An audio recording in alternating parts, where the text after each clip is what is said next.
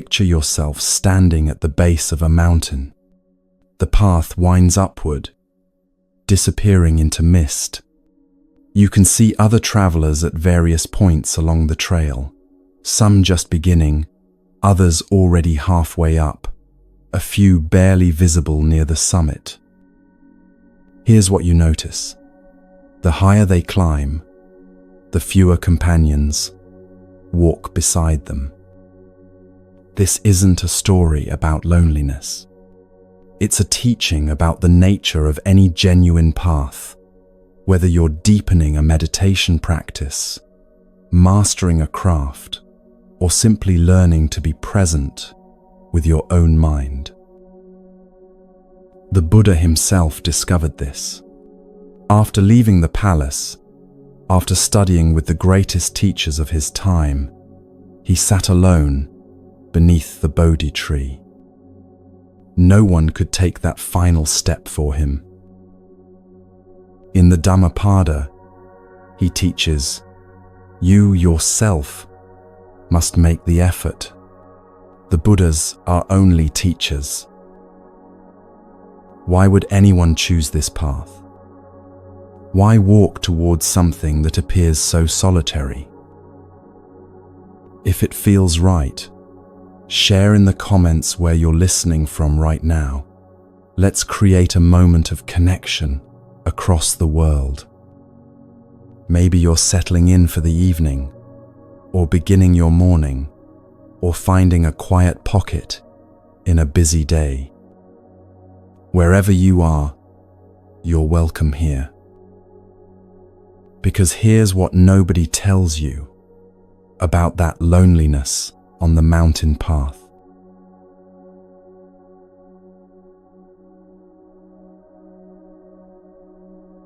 It looks like loneliness from the outside. That's what people see when they watch someone walk higher up the mountain path. They see fewer companions. They see someone choosing to practice alone, eat alone, wake alone. They see what appears to be isolation. But here's the paradox that reveals itself only to those who actually make the climb. The loneliest you'll ever feel is in a crowded room, pretending to be someone you're not. Think about it. You've experienced this. Surrounded by people, at a party, in a meeting, scrolling through hundreds of social connections, and yet feeling profoundly, achingly separate. Everyone's talking, but no one's really present. Everyone's connected, but something essential is missing. That's loneliness. Now picture this, sitting by yourself in the early morning, just you and your breath. No noise, no performance, no pretending, just the simple fact of being alive, being aware, being here. That's aloneness. The difference isn't about how many people are in the room. It's about whether you're home inside yourself. A monk wakes up alone, not because connection is forbidden, but because the morning practice doesn't require an audience. He walks to the meditation hall alone, not out of sadness, but because the path beneath his feet is his own to walk. He eats his meal in silence, not because he dislikes people, but because he's learning to be truly present with what is. This is what life looks like at higher altitudes. At the base of the mountain, everyone moves together. There's comfort in the crowd, safety in numbers, validation in shared direction. No one questions whether this is the right path, because look, everyone else is here too.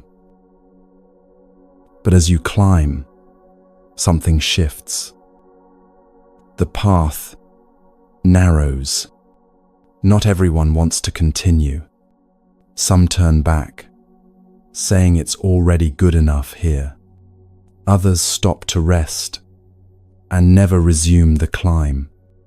A few keep going, but at their own pace, on their own timeline. You start to notice the people beside you are fewer. The conversations become less frequent. There's less chatter about the weather, about other people, about things that don't really matter. And here's what's strange. You don't miss it as much as you thought you would. Because something else is happening. In the space where small talk used to be, you're starting to hear something you couldn't hear before. The sound of your own breath, the rhythm of your own steps, the voice of your own inner knowing that's been trying to speak to you for years. The Buddha understood this completely. In the Dhammapada, he offers this teaching. If you do not find a prudent companion who will associate with you, who behaves well and is wise, walk alone, like a king who has renounced his kingdom, or like an elephant roaming at will in the forest. Walk alone like an elephant. Not because other beings don't matter. They matter immensely. But because some journeys require you to know your own strength, your own direction, your own capacity to stand steady when the ground beneath you shifts. An elephant doesn't roam alone out of fear or weakness. It roams alone because it knows itself. It doesn't need the herd's approval to know which direction to move. It doesn't need constant company to feel secure in its own presence. This is the beautiful paradox. The more comfortable you become with aloneness, the more genuinely you can connect with others. When you're no longer desperate for connection to fill some inner void, you can meet people without needing them to be anything other than what they are. When you're at peace in your own company, you stop performing, stop pretending, stop exhausting yourself, trying to be impressive. You just are. And, ironically, that's when real connection becomes possible. But the people at the base of the mountain can't see this yet. From their vantage point, walking alone looks like a loss. They see someone leaving the comfort of the group and think, how sad, how isolated. What's wrong with them that they can't just be happy here with the rest of us? They don't understand that you're not leaving because you hate them. You're climbing because something inside you needs to see what's higher. You're walking alone because that's the only way to discover what you're actually capable of. Here's what they can't see from down there. The view. When you're at the base, surrounded by others, your perspective is limited to what everyone around you can see.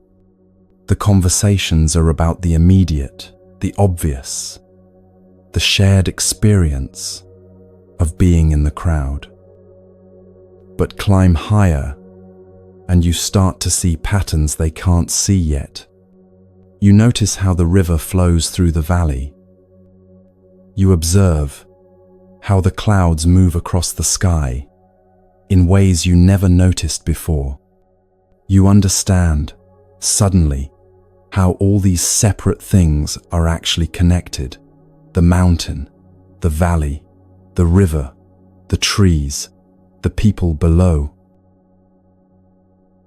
And when you speak from that height, your voice carries differently. It's not that you're better than anyone else.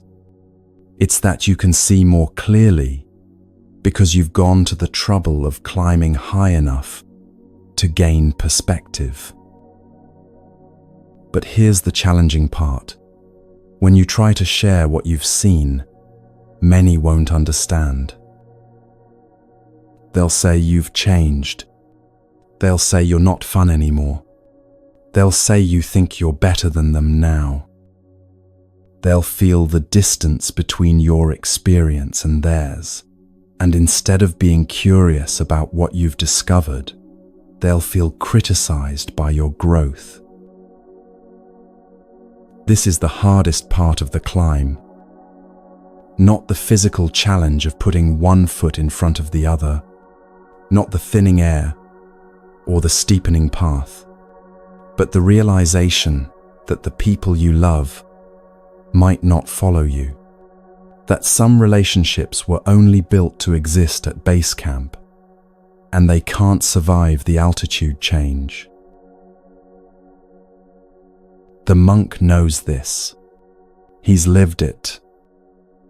He spends most of his time alone, not as punishment, but as practice. When he wakes, there's no one to perform for. When he trains, there's no one to impress. When he sits in meditation, there's no one to validate whether he's doing it right. Just him and the practice. Just him and his breath. Just him and the slowly growing awareness of what's actually happening inside his own mind and body. This is how insight develops. Not through reading about other people's experiences, though that can point the way. Not through collecting techniques and teachings, though those can be useful tools, but through the direct, intimate, unavoidable encounter with yourself that only happens in solitude. When you're alone, really alone, you can't hide from yourself anymore. All the habits you use to avoid discomfort, scrolling, talking, planning, worrying, reminiscing, they don't work as well when there's no one around to distract you. The restlessness you usually outrun by keeping busy suddenly has nowhere to go. The questions you've been avoiding suddenly become impossible to ignore. Who am I when no one's watching? What do I actually want underneath all the expectations I've absorbed? What am I afraid of? What am I running from? These questions don't have easy answers. They can't be solved by Googling or asking for advice.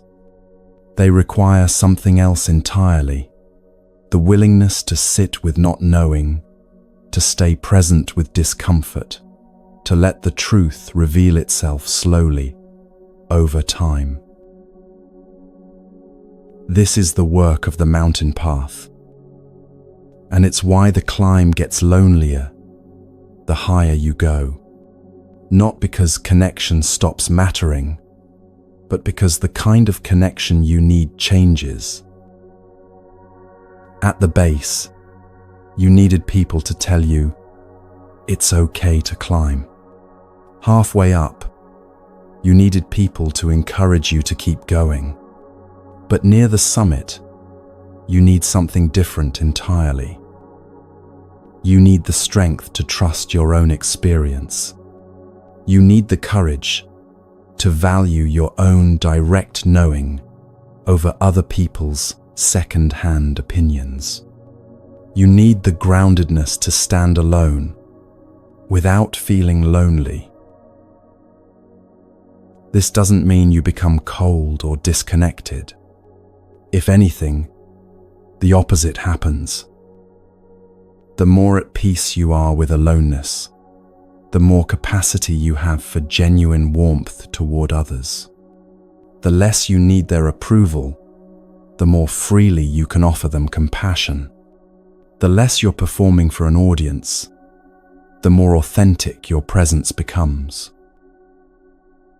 You become like that elephant, powerful, grounded, moving through the world with natural grace, not needing to prove anything, not afraid of your own company, not diminished by solitude, but strengthened by it. And here's what's remarkable. Once you learn to walk comfortably alone, you discover you were never actually separate at all. The same breath moving through you is moving through every living being. The same awareness lighting up your experience is the same awareness everywhere. The same struggles you face in your practice are the same struggles every human has faced since the beginning. You're alone, yes, but you're alone together with everyone who has ever walked this path. The Buddha walked it. Every meditation master who came after walked it. Every person who's ever chosen depth over distraction, truth over comfort, presence over performance, they've all walked this same lonely, beautiful, necessary path. You're in excellent company, even when no one else is in the room. So the question isn't really whether to walk alone. If you're serious about understanding yourself, about developing genuine wisdom, about moving beyond surface-level living, you will walk alone. That's not optional. It's the nature of the path. The question is whether you'll resist that aloneness or learn to make peace with it. Whether you'll spend your energy wishing for more company, or whether you'll use your solitude for what it's actually offering, a chance to know yourself completely. And this is why your morning matters more than you think.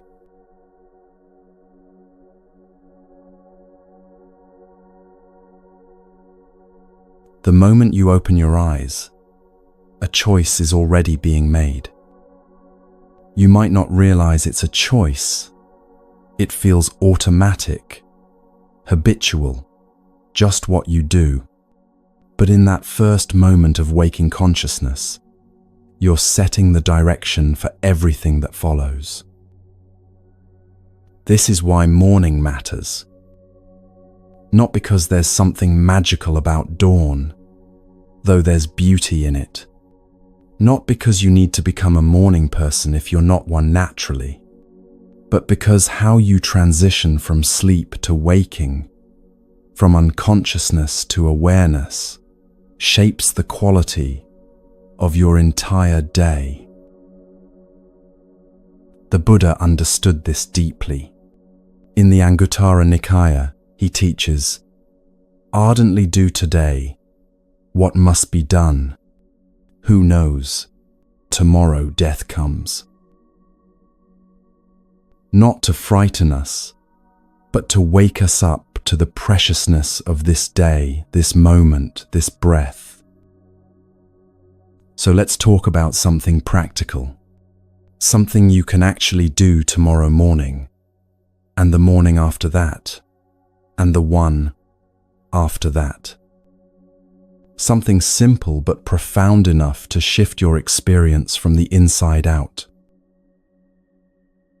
In Buddhist understanding, we have three primary sources of energy that sustain our practice and our life: breath, lifestyle, and nourishment. Think of these as three rivers feeding into the same lake. If one river runs dry, the lake can survive for a while on the other two. But if all three rivers are flowing clear and strong, the lake stays full, vibrant, alive. Let's start with breath, because it's the most immediate, the most accessible, and the one you can work with right now without changing anything external in your life. Here's what happens in most mornings. You wake up, and within seconds, sometimes before your feet touch the floor, you're already somewhere else, mentally.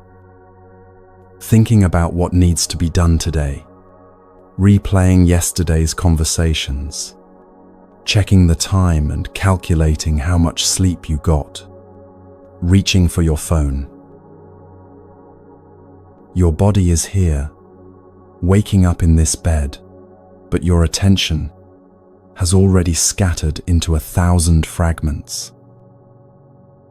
This is the pattern most people live their entire lives inside of. Physically present, mentally absent. Now imagine something different. You wake up, before checking the time, before making any plans, before doing anything at all, you notice your breathing. That's it. That's the entire practice. You notice air is entering your body without you having to think about it, without you having to earn it, without you having to be worthy of it. Breath is happening. You're alive. Stay with that for just 3 breaths. Breathing in, you know you're breathing in.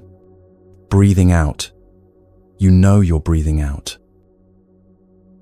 This is anapanasati, mindfulness of breathing, the foundational practice the Buddha taught, the one he returned to again and again, the one that can carry you all the way to the deepest insights if you stay with it. It sounds almost too simple, doesn't it? Just noticing breath, just being present with the most basic fact of being alive. How could something so ordinary be the foundation of genuine transformation? Because it brings you back from the future you're anxious about, back from the past you're ruminating on, back from the story about who you should be and what you should be doing, back to the one thing that's actually real. This moment, this breath, this body breathing. Try this tomorrow morning, and you'll understand immediately what makes it powerful. When you first wake up, before your mind has fully engaged with its usual patterns, there's a kind of openness, a softness, a brief window when you're not yet fully defended against experience. If you can meet yourself in that window with awareness instead of distraction, something shifts. So here's the practice, step by step. You wake up. Maybe there's an alarm. Maybe you wake naturally. Doesn't matter. Your eyes open. Before anything else, notice breathing is already happening. Place your hand on your belly if that helps. Feel it rise with the in-breath, fall with the out-breath. Count if your mind needs something to hold on to. Breathing in, 1. Breathing out, 1. Breathing in, 2. Breathing out, 2. Up to 10, then start over. Or simply stay with the sensation, the coolness of air entering your nostrils, the warmth of air leaving, the gentle expansion and contraction of your chest and belly. Just this, for 3 minutes. 3 minutes before you check your phone. 3 minutes before you start planning your day. 3 minutes of being present with the simple fact of being alive. This isn't luxury. This isn't self-indulgence. This is training your mind to stay where you actually are, instead of constantly leaking energy into where you're not. Now, if you can, and this makes a profound difference, get up and step outside. Not to exercise, not to check the weather, not to do anything productive, just to breathe fresh air. You've been breathing recycled air all night in a closed room. Your body needs something new, something vital, something that reminds you there's a whole world beyond your thoughts. Stand outside for just a few minutes. Feel the temperature on your skin. Maybe it's cold. Maybe it's warm. Maybe somewhere in between. Notice the quality of light. Dawn has a different feeling than full morning. Listen to what sounds are present. Birds, wind, distant traffic, silence. And breathe deliberately. 9 deep breaths is a good practice. Slow inhale, filling your lungs completely. Slow exhale, releasing everything, 9 times. Or try alternate nostril breathing. Close your right nostril with your thumb. Breathe in through the left. Close your left nostril with your ring finger. Breathe out through the right. Breathe in through the right, out through the left. Continue for a few minutes. This isn't mystical. It's physiological. You're waking up your respiratory system, increasing oxygen to your brain, activating your parasympathetic nervous system, the part of you that knows how to be calm and alert at the same time. But here's where most people get derailed, and we need to talk about it honestly. The phone. You know this moment. You've lived it 1,000 times.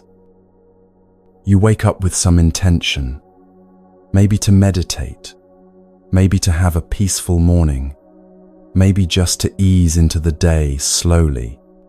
But within minutes, sometimes within seconds, your hand reaches for your phone.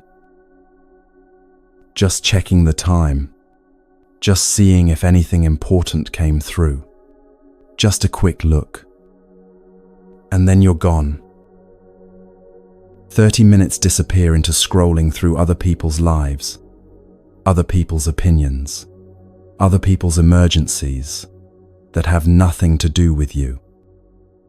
Your attention, that precious, limited resource you'll spend your whole day trying to manage, gets completely fragmented before you've even left your bed. This isn't a moral judgment. It's an observation about cause and effect.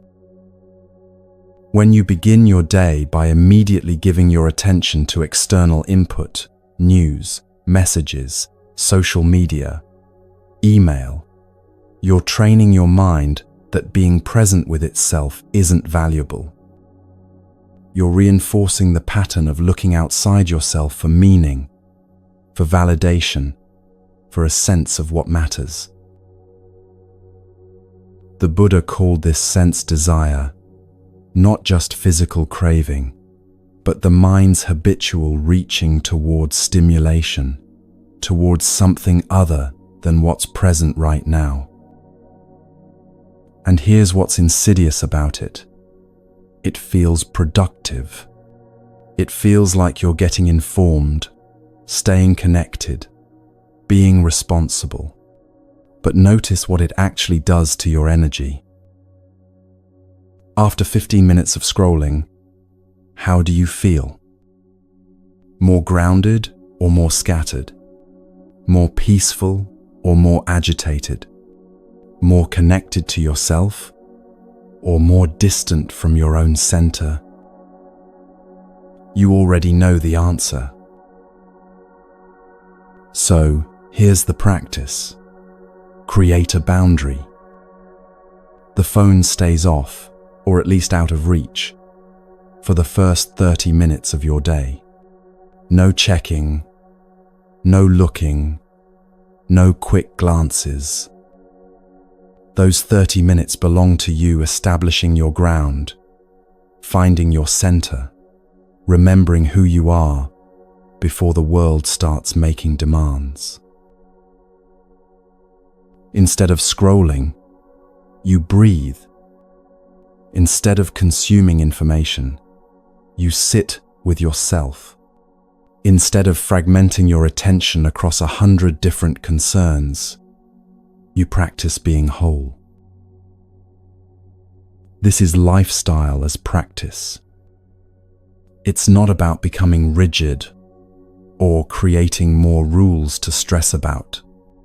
It's about recognizing that every choice you make either supports your deeper intention or undermines it. Every action either strengthens your capacity to be present or trains you in distraction. And morning is where you set that pattern for the entire day.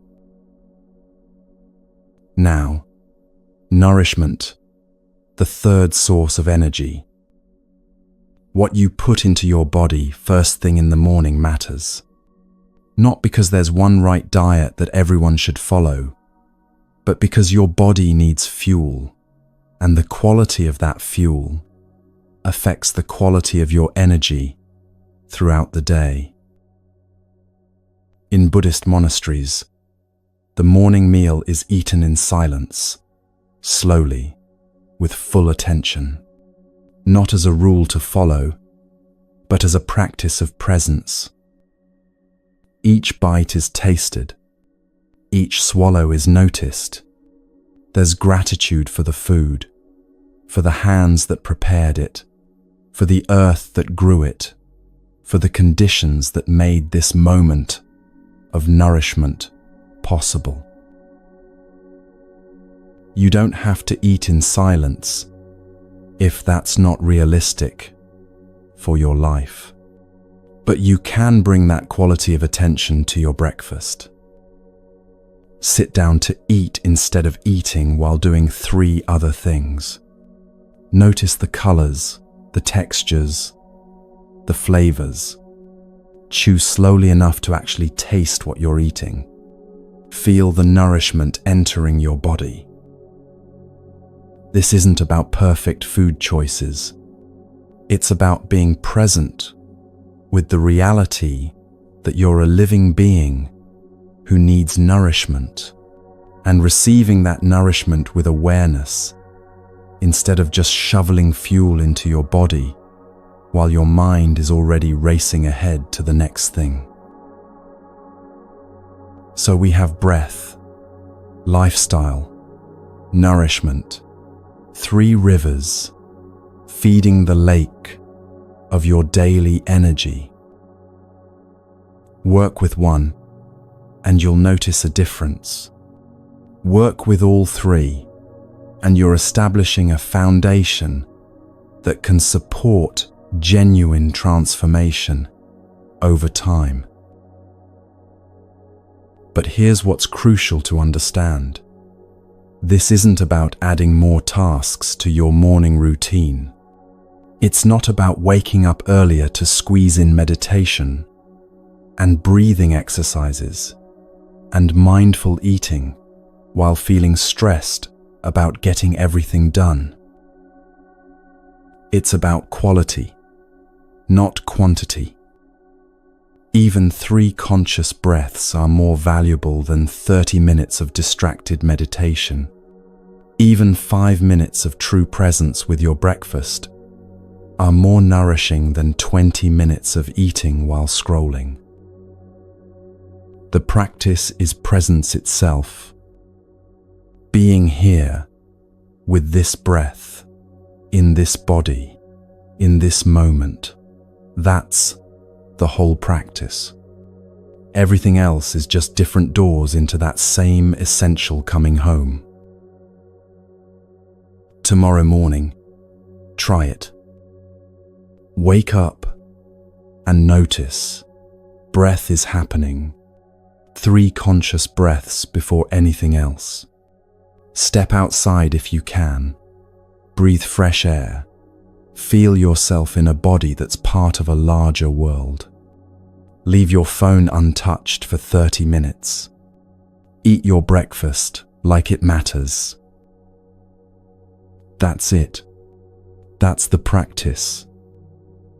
Not complicated, but also not easy, because simple things become difficult when you're fighting against years of habitual distraction.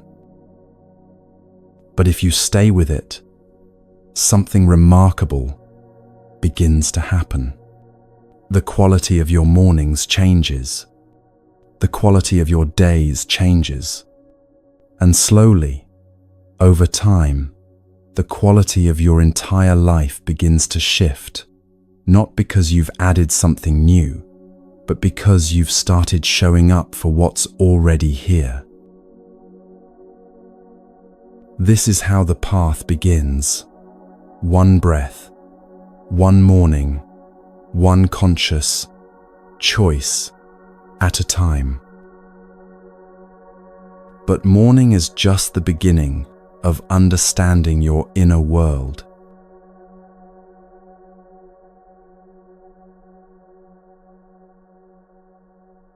You've established the morning practice, breath, presence, nourishment. Now let's talk about what you actually do with that awareness throughout your day. Because here's what most people discover. Knowing you should be mindful and actually being mindful are 2 completely different things. You can read 100 books about meditation.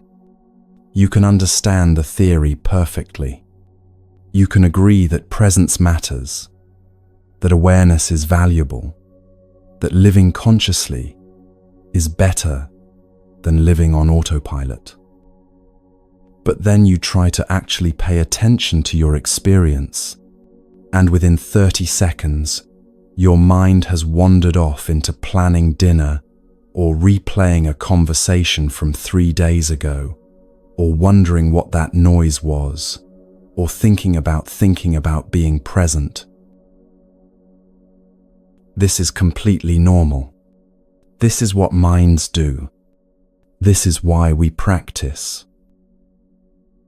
The Buddha offered a framework for working with awareness that's beautifully practical and surprisingly comprehensive. It's called the 4 foundations of mindfulness, and it gives us 4 different doorways into presence, 4 places we can anchor our attention when it starts to drift. Let's explore them one at a time, not as theory, but as living practice you can work with right now. The first foundation is awareness of the body. Right now, as you're listening to this, you have a body. That sounds obvious, but notice, how much of the time are you actually aware of having a body? Most of the day, we live almost entirely in our heads. We're thinking, planning, remembering, imagining, treating the body like it's just a vehicle carrying our head around, only noticing it when it hurts or needs something. Body awareness means coming back to the direct physical experience of being alive right now. Feel your feet on the ground. Notice the weight of your body, wherever you're sitting or standing. Sense the temperature of the air on your skin. Be aware of your hands. Are they tense or relaxed, warm or cool? still or moving. This isn't about judging what you find or trying to change anything. It's simply about noticing, this is what's actually happening in my body right now. When you're walking, know that you're walking. Feel each step, the heel touching down, the weight rolling forward, the toes pushing off. When you're sitting, know that you're sitting. When you're lying down, know that you're lying down. This sounds simple, and it is simple, but it's also profound. Because the moment you bring awareness to your body, you're no longer lost in the story your mind is telling. You're here, in direct contact with present moment reality. The second foundation is awareness of feelings, and this needs some clarification because it's often misunderstood. In Buddhism, when we talk about feelings in this context, we're not talking about emotions like anger or joy or sadness. We're talking about something more basic, the feeling tone of every experience. Every single moment of experience has a feeling tone, pleasant, unpleasant, or neutral. You take a sip of water, there's a feeling tone to that.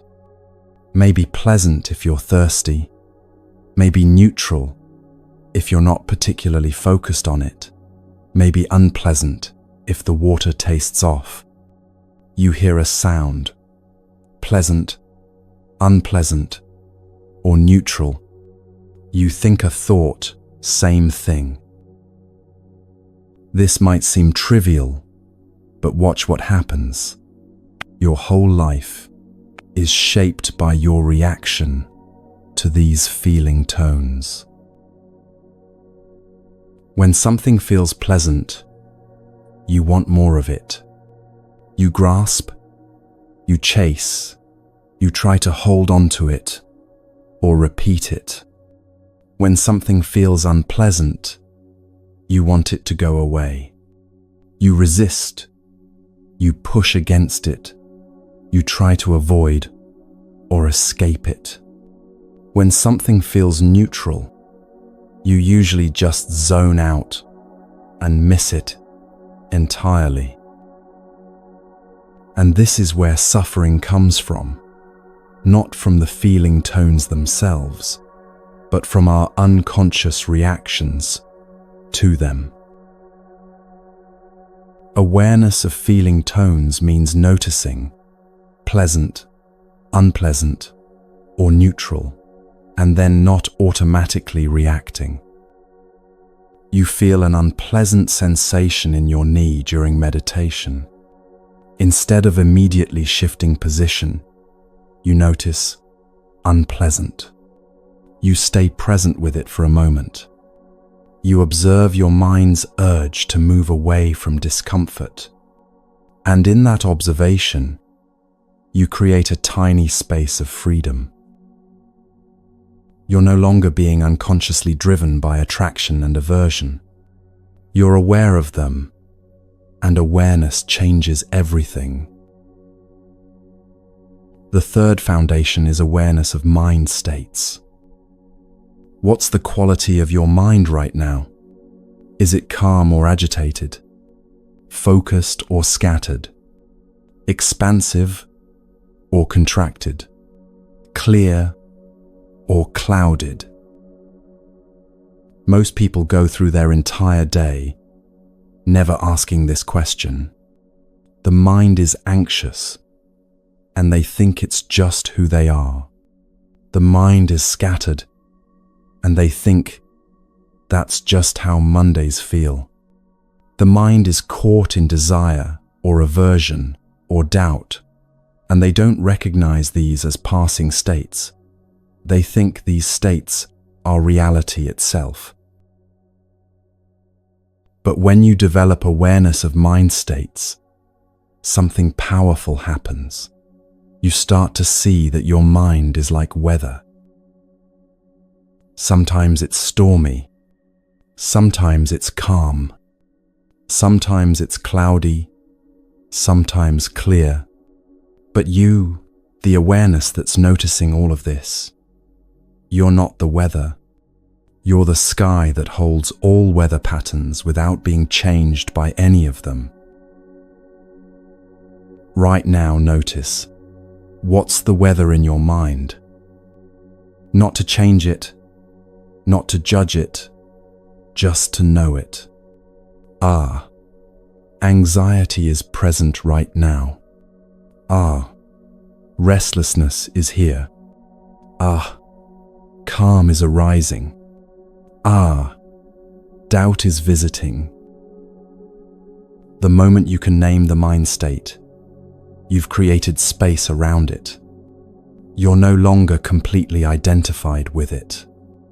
It's a state passing through awareness, not the totality of who you are. The fourth foundation is awareness of mental objects, the patterns, habits, and tendencies that shape how we see the world.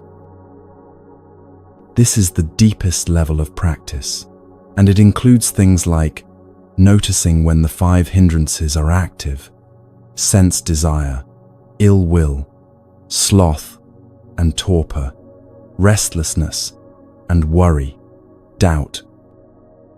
You're working on something, and suddenly you have an intense urge to check your phone. That's sense desire arising. Someone cuts you off in traffic, and anger flares. That's ill will. You sit down to meditate and can barely keep your eyes open. That's sloth and torpor. Your mind won't stop spinning through your to-do list. That's restlessness. You wonder if any of this practice actually matters. That's doubt. When you can recognize these patterns as they're happening, you stop being controlled by them. You see, this is just doubt doing its thing. This is just restlessness. This is just the mind's habitual reaching toward distraction. And in seeing it, you have a choice. Not a choice to make it go away. You can't just will away doubt or restlessness, but a choice to not feed it, to not believe the story it's telling, to not let it completely hijack your attention. These 4 foundations, body, feeling tone, mind states, mental objects, they give you 4 different places to anchor your awareness throughout the day. When your mind wanders during meditation, you come back to the body, the breath, the sensations. When you're caught in craving or aversion, you notice the feeling tone underneath. When you're lost in anxiety, you step back and recognize anxious mind is present right now. When you're stuck in a habitual pattern, you see the pattern itself instead of just being swept along by it. In the Dhammapada, the Buddha teaches, wisdom springs from meditation. Without meditation, wisdom wanes. Having known these 2 paths of progress and decline, let one so conduct oneself that wisdom may increase. This is why we practice awareness. Not to become perfect, not to transcend being human, but to increase wisdom, the capacity to see clearly what's actually happening and respond skillfully instead of reactively.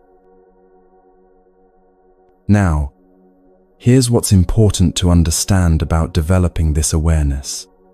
It happens in stages. At first, you're learning what to do. You're following instructions, trying to remember the steps, checking to see if you're doing it right. Maybe you're learning to meditate, and you're constantly thinking, am I sitting correctly? Should my eyes be open or closed? What am I supposed to be paying attention to? Is this what mindfulness feels like? This is the first stage, learning the form. Your awareness is mostly on the external instruction, what the teacher said, what the book described, what you think it's supposed to be like. You're trying to copy something you've seen or heard, and that takes mental effort. This is normal and necessary. Everyone starts here, but it's exhausting and it doesn't feel natural yet. And honestly, it's not particularly pleasant because you're constantly evaluating yourself against some standard. Then, with practice, you enter the second stage. The practice becomes more familiar, but your awareness is still divided. You don't have to think as much about what to do.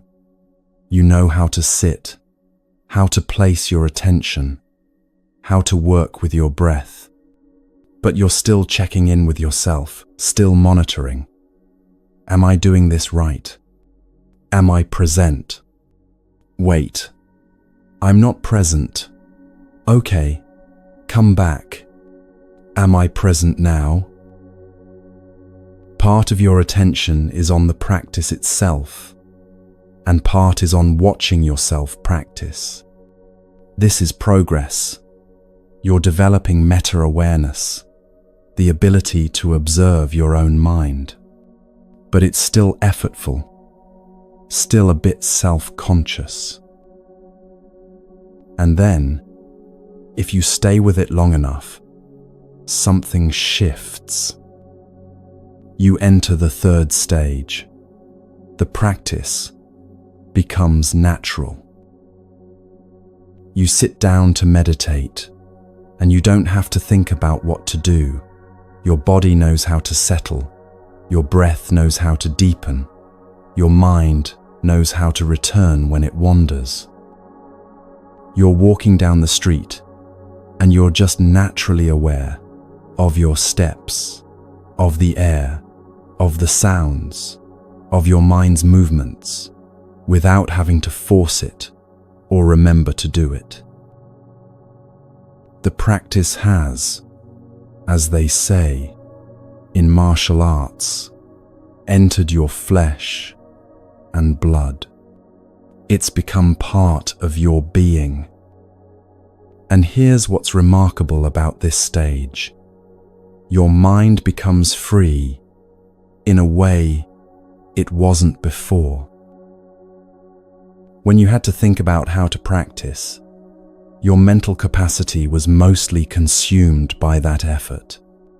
But now that the practice is natural, that capacity is liberated, you can go deeper. You can see more subtly. You can notice things you couldn't notice before because you were too busy trying to be mindful to actually be mindful. This is when insight really begins to arise. Not because you're trying harder or being more disciplined, but because you've practiced consistently enough that awareness itself becomes your default mode instead of something you have to manufacture. You know this experience from other areas of your life. Think about learning to drive. At first, every movement required conscious attention, pressing the gas pedal, checking mirrors, steering, signaling, watching for other cars. Your mind was completely occupied with just operating the vehicle. But after months and years of driving, something changed. Your body learned how to drive, and your conscious mind became free to listen to music, have conversations, observe the landscape, all while still driving skillfully. The same thing happens with awareness practice. At first, it takes all your concentration just to remember to be present. But with time and consistency, presence becomes your natural state, and that's when you can really begin to explore the depths of your experience. You start to notice patterns you never saw before. You catch yourself in habitual reactions before they fully take over. You feel the arising of anger or craving or fear with enough space to choose how to respond. You have moments, maybe brief at first, but unmistakable, of being fully here, fully awake, completely absorbed in the simple reality of this breath, this step, this moment of being alive. Athletes call this flow state. Artists call it being in the zone. The Buddha called it samma sati, right mindfulness.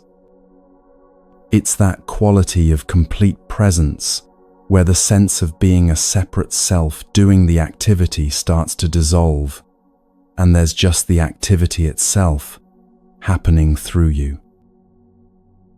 You're so fully present that thinking stops, planning stops, self-consciousness stops.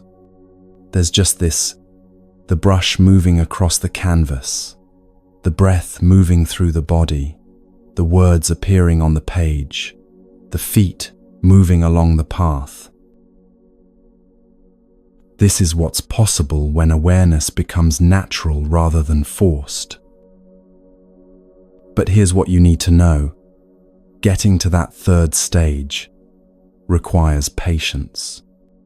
It requires showing up day after day, even when it feels clunky and effortful, and you're sure you're doing it wrong. There's no shortcut to embodiment. You can't skip the awkward beginner phase or the self-conscious intermediate phase. You have to walk through each stage, trusting that if you keep practicing, the practice will ripen in its own time.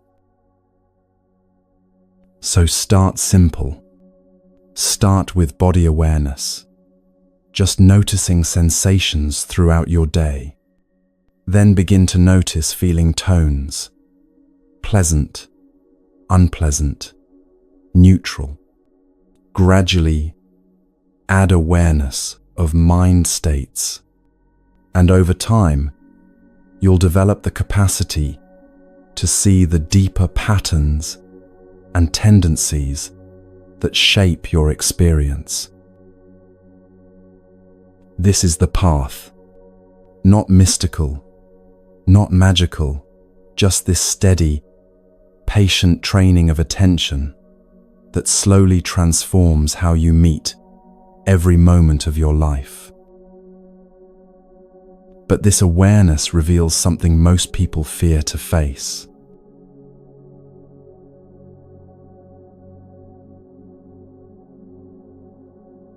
There's an old saying from the Shaolin tradition, demon hand, Buddha heart. On first hearing, it sounds almost contradictory. Demons and Buddhas don't belong in the same sentence, let alone in the same being. But stay with this for a moment, because it points to something essential about the path, something most spiritual teachings try to avoid, but Buddhism meets directly. You can't see the proper light if you have never indulged in the very deepest, dark times. Not indulged in the sense of wallowing or glorifying darkness, but in the sense of facing it fully, knowing it intimately, understanding it from the inside, rather than just trying to transcend it or pretend it isn't part of you. Let's start with what demon hand actually meant in its original context. In ancient China, certain monks developed training methods specifically designed to transform their hands into weapons. Not metaphorical weapons, actual physical capability to cause serious harm. They would strike wooden posts thousands of times until their knuckles hardened, their bones thickened, their pain tolerance expanded far beyond normal human limits. They practiced iron palm techniques, conditioning exercises, where the hands gradually developed the capacity to break through wood, stone, even metal, with a single strike. Some methods were even more extreme. Monks would soak their hands in herbal mixtures, then train by striking sand or gravel repeatedly. Over months and years, the skin would change texture, the nails would discolor and harden, the entire structure of the hand would transform. The result? A hand that looked almost inhuman, darkened, gnarled, capable of delivering strikes that could disable an opponent with a single touch. A hand that, if it simply scratched you, could cause infection. A hand that, if it struck a vital point, could be lethal. This was the demon hand, the cultivated capacity for devastating harm. Now here's the question. Why would Buddhist monks, people dedicated to the path of non-harm, develop such capabilities? Because they understood something profound. True non-violence isn't the same as weakness. If you don't have the capacity to cause harm, choosing not to harm means nothing. There's no choice involved. You're simply incapable, and you call that incapacity virtue. But if you possess genuine power, the physical ability to hurt, to dominate, to destroy, and you choose not to use it, that choice carries weight. That's when compassion becomes real, instead of just a nice idea you hold because you've never been tested. This is what demon hand, Buddha heart really means. Cultivating the capacity for force while developing the wisdom and compassion to use that force only when absolutely necessary, and even then with restraint. The demon hand is power. The Buddha heart is the moral and ethical framework that governs how that power is used. And this principle extends far beyond martial arts into every aspect of human life. Right now, you have the capacity to cause harm. Maybe not with your physical hands, but with your words, your actions, your choices. You have the power to wound people emotionally, to betray trust, to act from selfishness, or cruelty, or indifference. You possess that capability right now. Every human does. The question isn't whether you have that capacity. You do. The question is what you choose to do with it. In the Dhammapada, the Buddha teaches, greater in battle than the person who would conquer 1,000 people is the one who would conquer just oneself. Conquering yourself doesn't mean destroying your capacity for anger, for self-protection, for forceful action when it's needed. It means having that capacity fully available, but under the guidance of wisdom, rather than being driven by unconscious reactivity. This is why the first noble truth, the truth of suffering, begins the entire path. The Buddha didn't start by teaching about peace and bliss and enlightenment. He started by saying, suffering exists. Look at it directly. Don't turn away. Don't pretend it's not there. Birth is suffering. Aging is suffering. Illness is suffering. Death is suffering. Being separated from what you love is suffering. Being stuck with what you hate is suffering. Not getting what you want is suffering. This isn't pessimism, it's honesty. And more than honesty, it's invitation. An invitation to stop pretending that the darkness isn't real, that difficulty isn't part of the path, that you can somehow cultivate genuine light without first acknowledging the shadows. Think about your own life for a moment. The times when you grew the most, were those the easy times? The times when everything was going smoothly and you felt comfortable and safe? Or were they the times when you faced something difficult? When you encountered your own limitations? When you had to confront parts of yourself you'd been avoiding? When you walked through loss or failure or fear and came out the other side changed? Everyone who genuinely radiates peace, who offers real wisdom, who has something substantive to teach about living, they've all walked through darkness. Not because darkness is virtuous in itself, but because you can't develop real strength, real compassion, real understanding without knowing difficulty intimately. Here's a universal moment you've probably lived. Someone says something that triggers intense anger in you.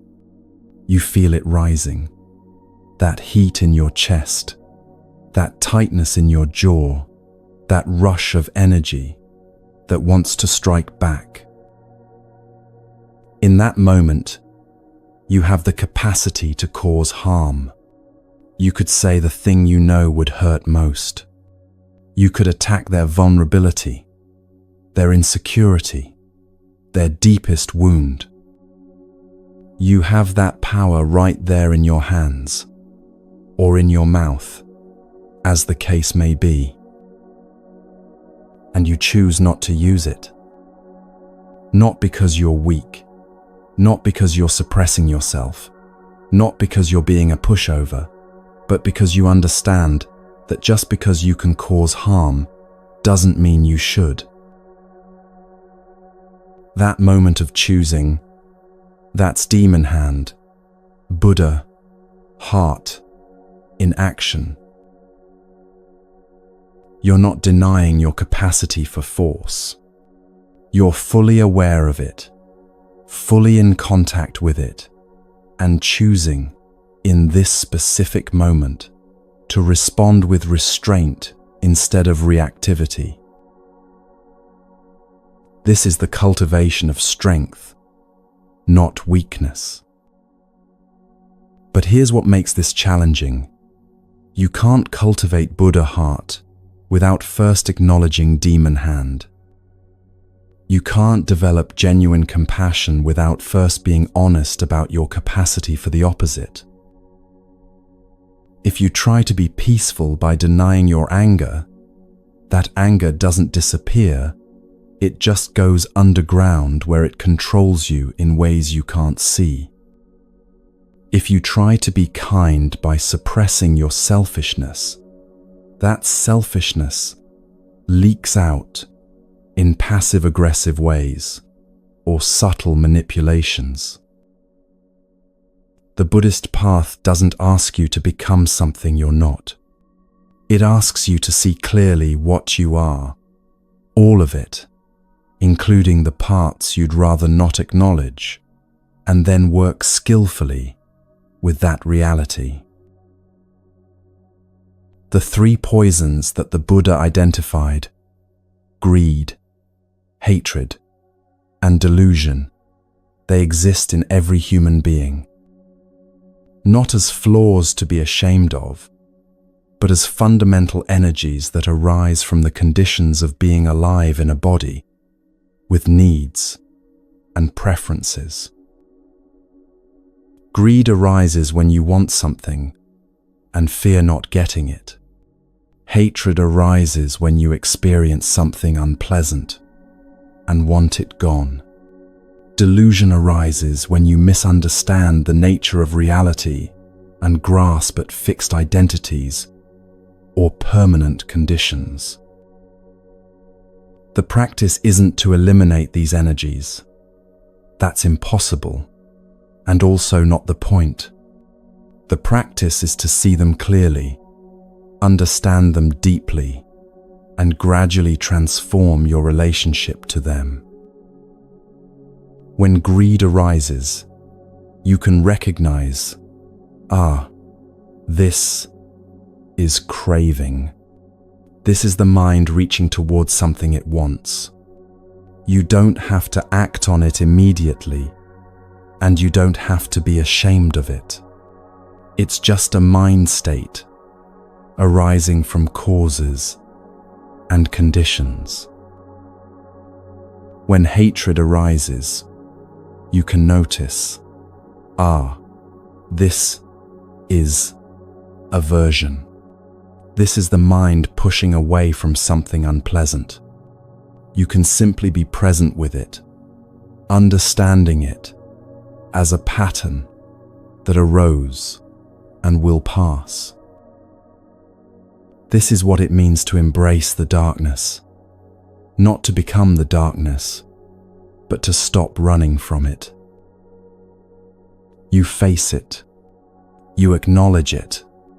You understand that light and dark are both aspects of your complete humanity, and trying to have one without the other is like trying to have a coin with only one side.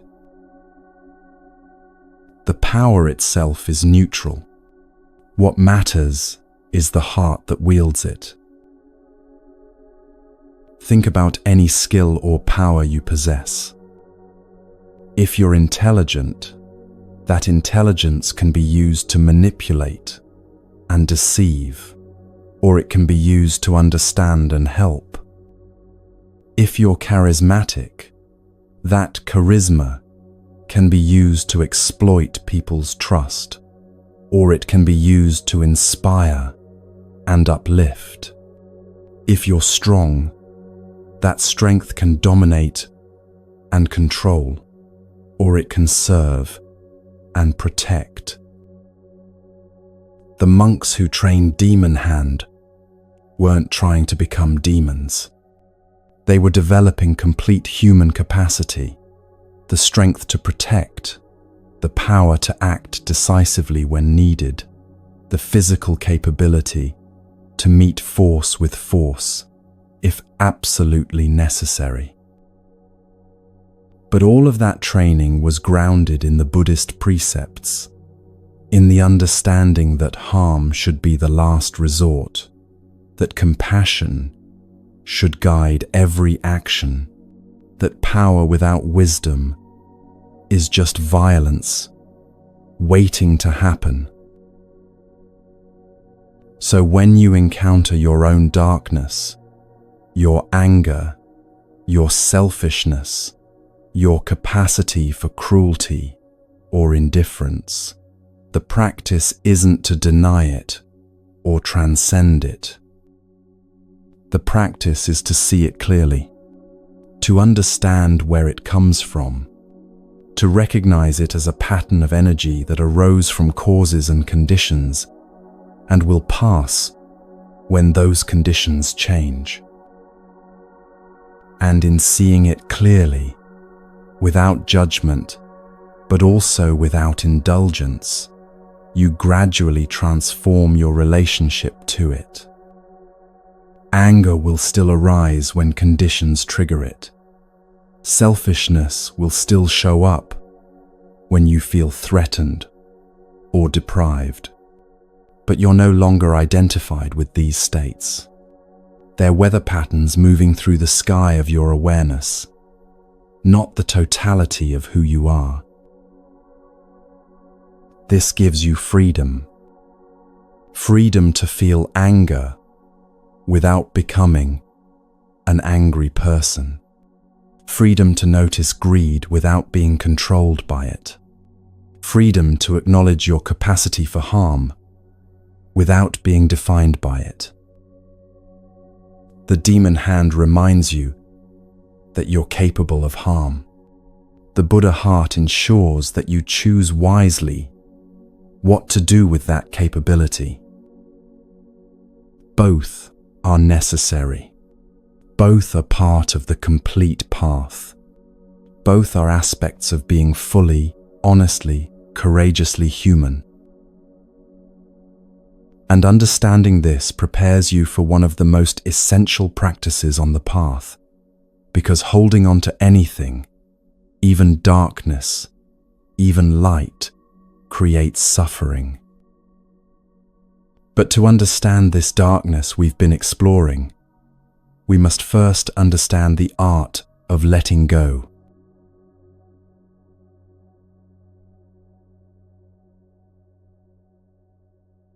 Picture yourself coming home after a long journey. You walk through the door, set your bags down in the hallway, take off your coat. But then you keep standing there, still holding your keys, your phone in one hand, wallet in the other, sunglasses hooked on your shirt, that receipt from 3 hours ago crumpled in your pocket. You're home, but you're still carrying everything from the journey. Your hands are full of things that served their purpose hours ago. Now imagine never setting any of it down. Tomorrow, you add new keys, new receipts, new items, but you're still holding yesterday's keys, last week's receipts, last month's baggage. Your hands get so full you can't open new doors. You can't receive what someone's trying to hand you. You can't reach for what's right in front of you because you're still gripping what you no longer need. This sounds absurd when we're talking about physical objects, but this is exactly what most of us do with experiences, identities, and memories. We arrive in today still carrying everything from yesterday, last year, 10 years ago, and then wonder why we feel so heavy, so exhausted, so unable to move forward.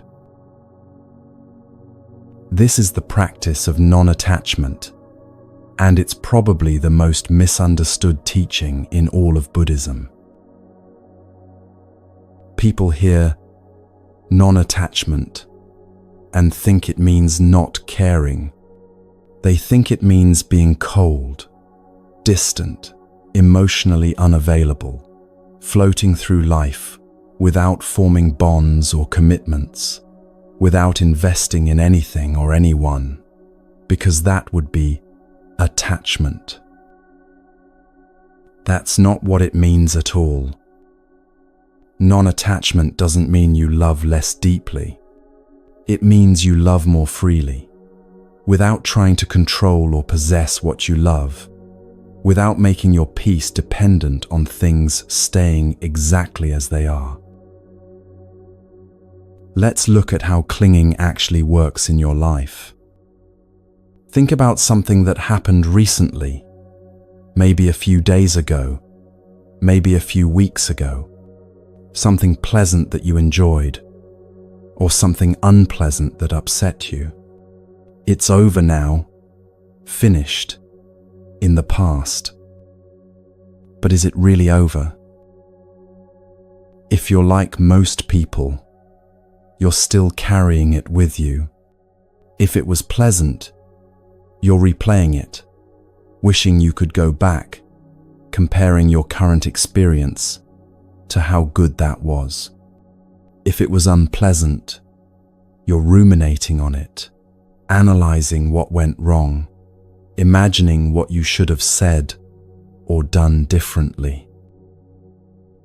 Either way, the experience is finished, but you're still holding on to it. Your hands are full of yesterday, and there's no room for today. Here's a practical example. Let's say you have 24 hours in a day. You sleep for 8 hours, leaving you 16 waking hours to work with. Now let's say you spent an incredible weekend somewhere, maybe traveling, maybe with someone you love, maybe doing something that brought you genuine joy. Beautiful experience, worth treasuring. But now it's Monday, and you're back in your regular life, and you spend 6 hours of your waking day thinking about that weekend, wishing you were still there, feeling sad it's over, scrolling through photos, telling people about it, comparing today to how good that was. 6 hours of your 16 available hours are being consumed by something that's already finished. That's 6 hours you're not present for what's actually happening now. 6 hours you're not available for the new experiences, new insights, new possibilities that today is offering. This is clinging, and it's costing you your actual life in exchange for a memory. The Buddha taught this with radical clarity in the Samyutta Nikaya. All conditioned things are impermanent. When one sees this with wisdom, one turns away from suffering. All conditioned things are impermanent. Not some things, all things. Every experience you've ever had, every relationship you've ever been in, every identity you've ever held, every state of mind you've ever experienced. Impermanent, changing, flowing, unable to be grasped and held in one fixed form. This isn't bad news, even though it might feel like it at first. This is just reality, the nature of existence itself. Everything that arises also passes. Everything that comes together also comes apart. Everything that is born also dies. You can spend your whole life resisting this truth, trying to make things permanent that can't be permanent, trying to freeze moments that are by their nature temporary. Or you can learn to work with impermanence instead of against it. Working with impermanence means setting things down over and over again, as many times as necessary. You have an experience, you receive it fully, you learn from it, and then you let it pass, so there's space for what comes next. You don't try to hold on to it, or recreate it, or live in its memory. You honor it by being completely present with it while it was happening, and then you honor it again by letting it be complete. This applies to everything. That relationship that ended, it taught you something. It gave you something. It was real and meaningful while it existed. And now it's finished. Holding on to who you were in that relationship, replaying what went wrong, fantasizing about reconciliation, none of that brings it back. It just keeps you locked in a past that no longer exists. That job you lost or left, it shaped you. It gave you skills and experience.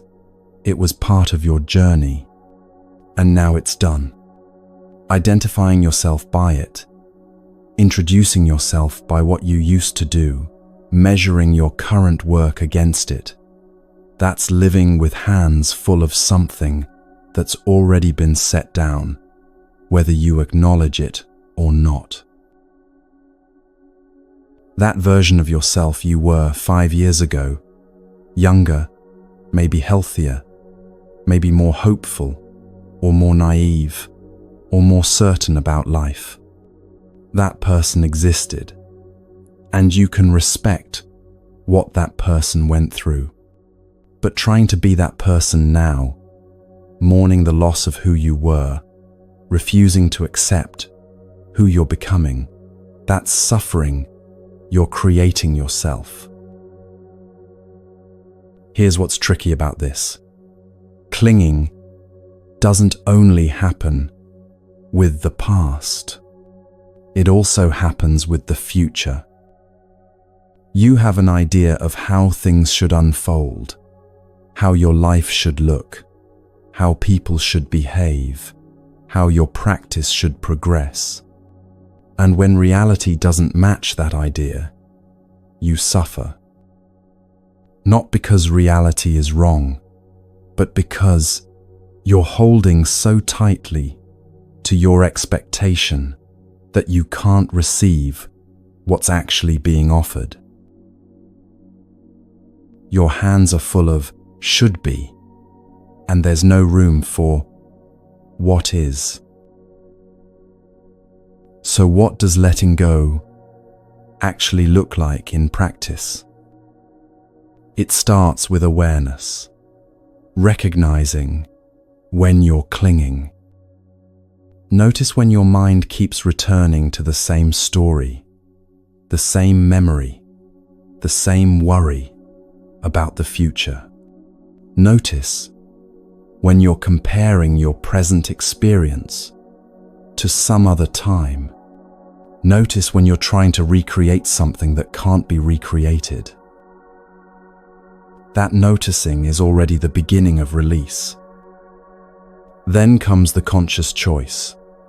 I'm going to set this down now. Not because it wasn't important, not because it didn't matter, but because holding on to it is preventing me from being present with what's here now. Sometimes this happens once, and you're done.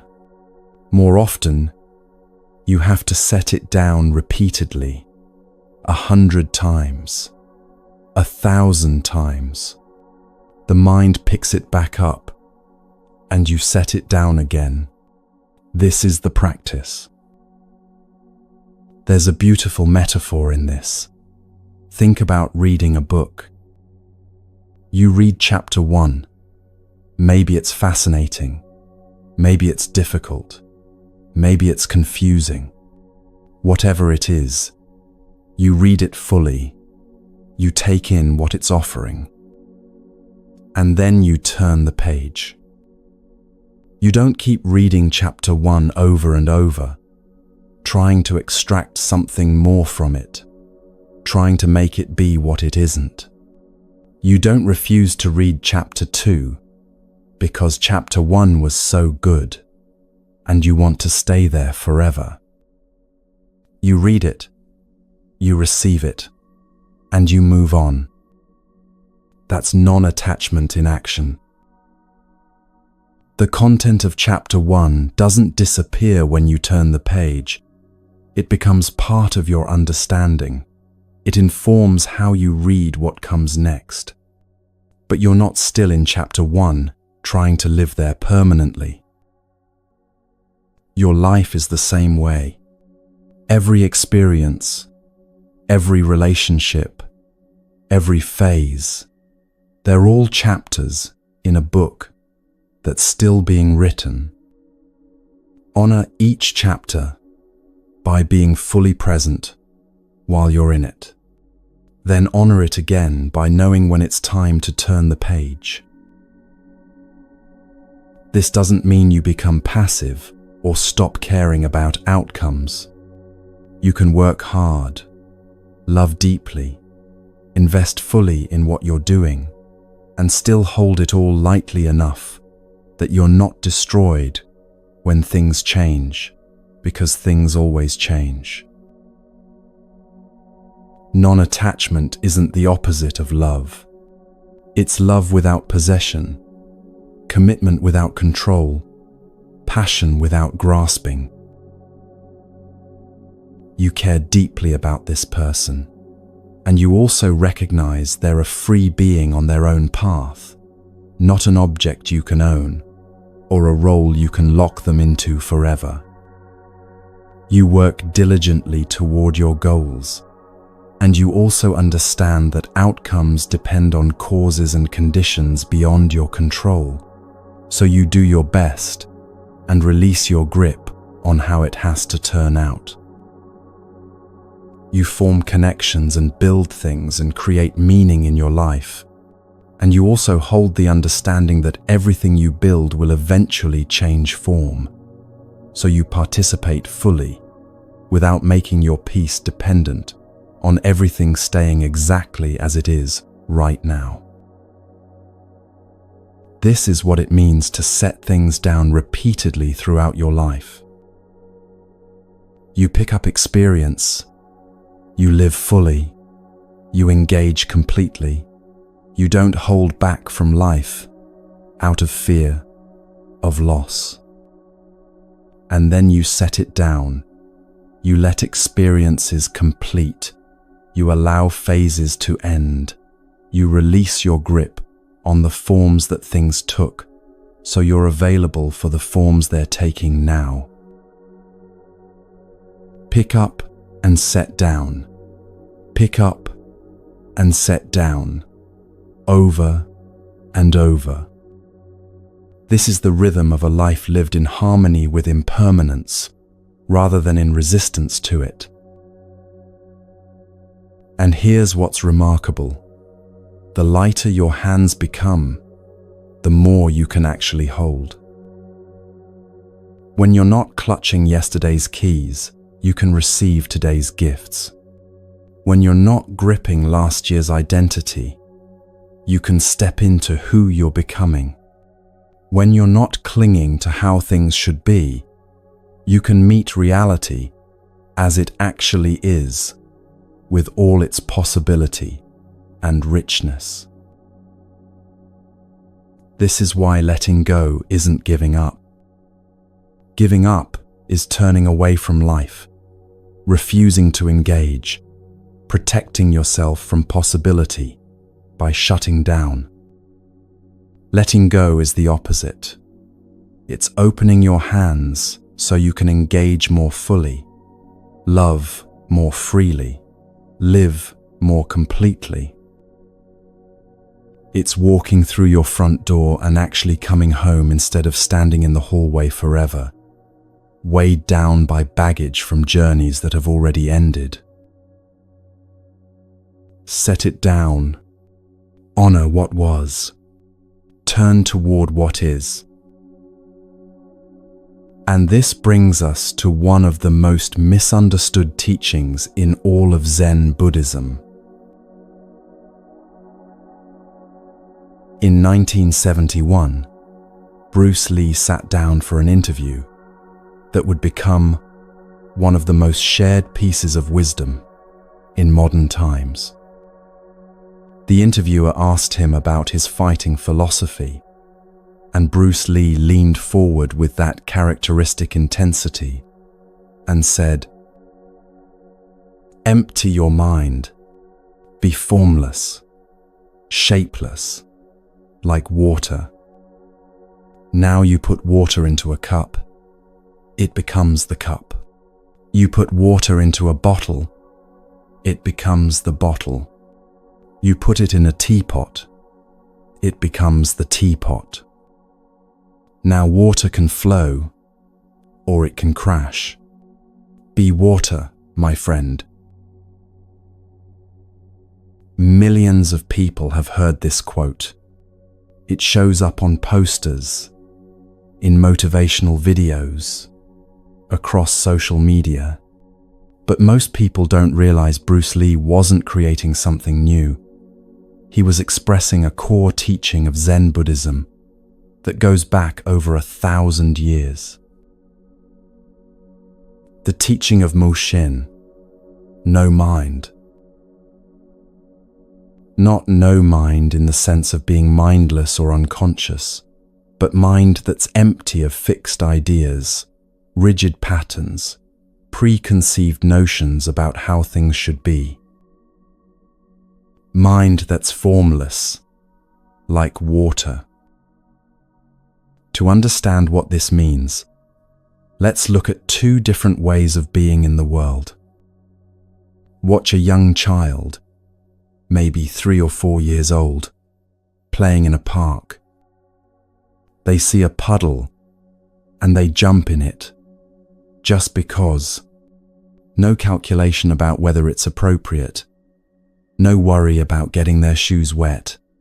No concern about what other people might think.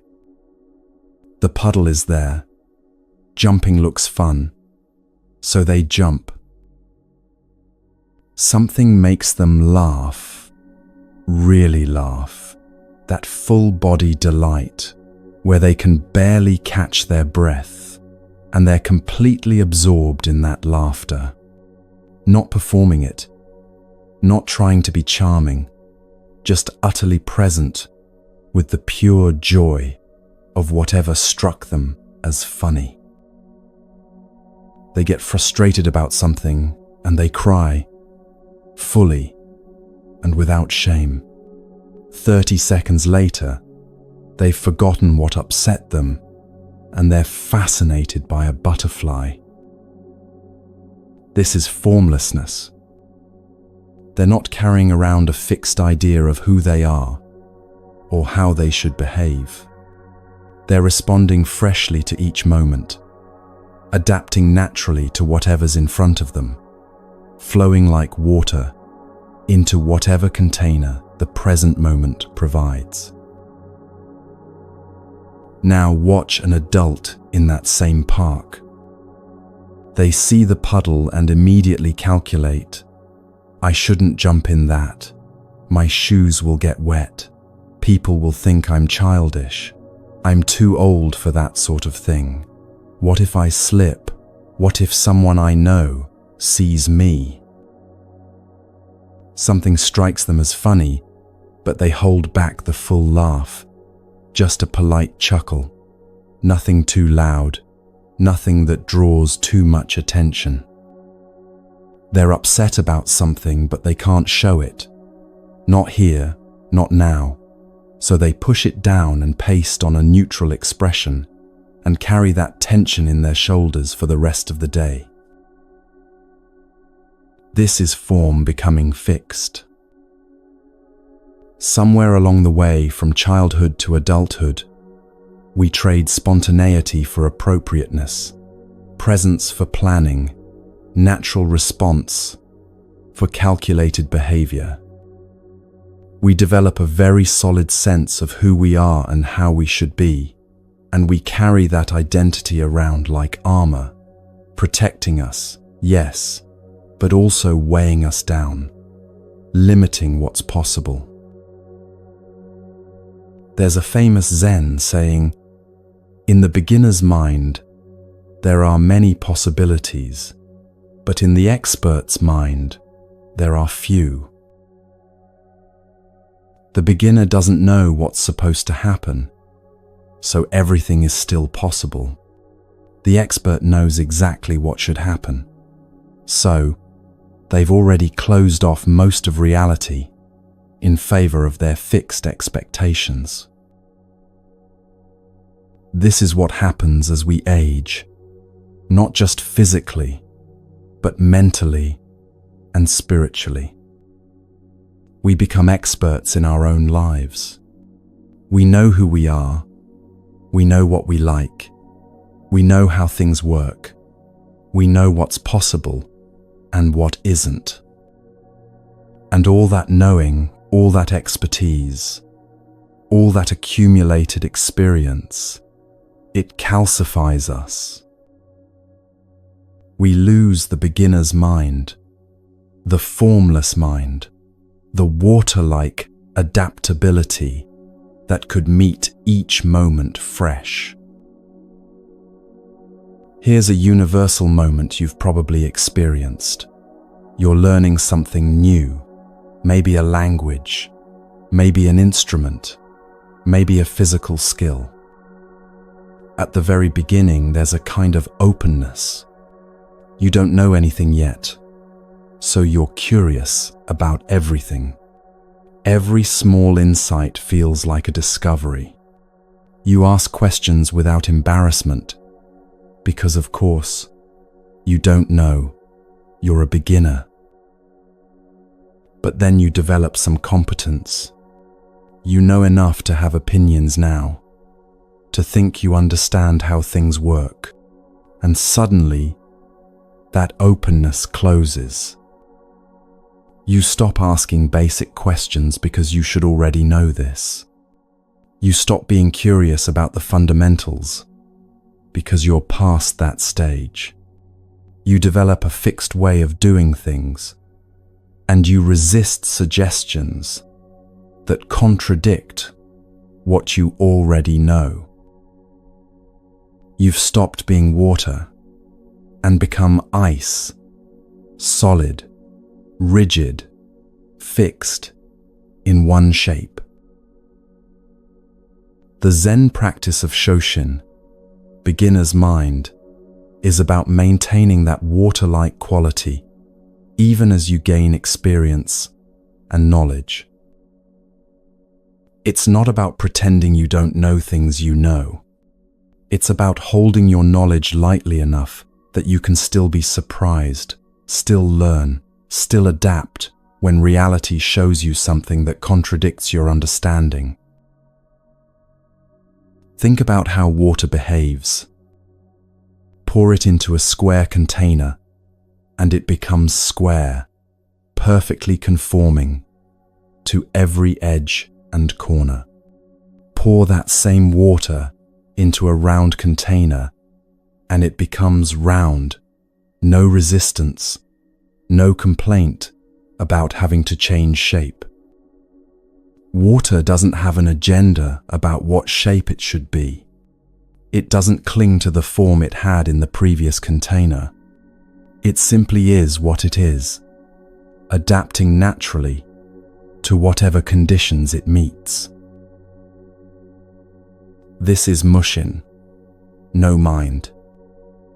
Not mindless, but free from the tyranny of fixed ideas about how you should be or how situations should unfold. When Bruce Lee fought, he wasn't following a predetermined sequence of moves. He was responding in real time to what his opponent did, adapting instantly, flowing like water around obstacles, finding openings without having to think about finding them. His body had trained so thoroughly that thinking stopped being necessary. The techniques had entered his muscle memory so completely that his conscious mind was free to simply be present and respond naturally to whatever arose. This is the progression we talked about earlier in a different context. First you learn the form, then the form becomes natural, then the mind becomes free. And when the mind is free, not cluttered with should and shouldn't, not cluttered with past and future, not cluttered with self-consciousness. That's when real spontaneity becomes possible again. You laugh when something's funny, not when it's socially appropriate to laugh. You speak honestly, instead of calculating what response will create the best impression. You move naturally, instead of constantly monitoring how you look to others. You stop performing your life and start living it. But here's what makes this challenging. We live in a world that demands fixed forms.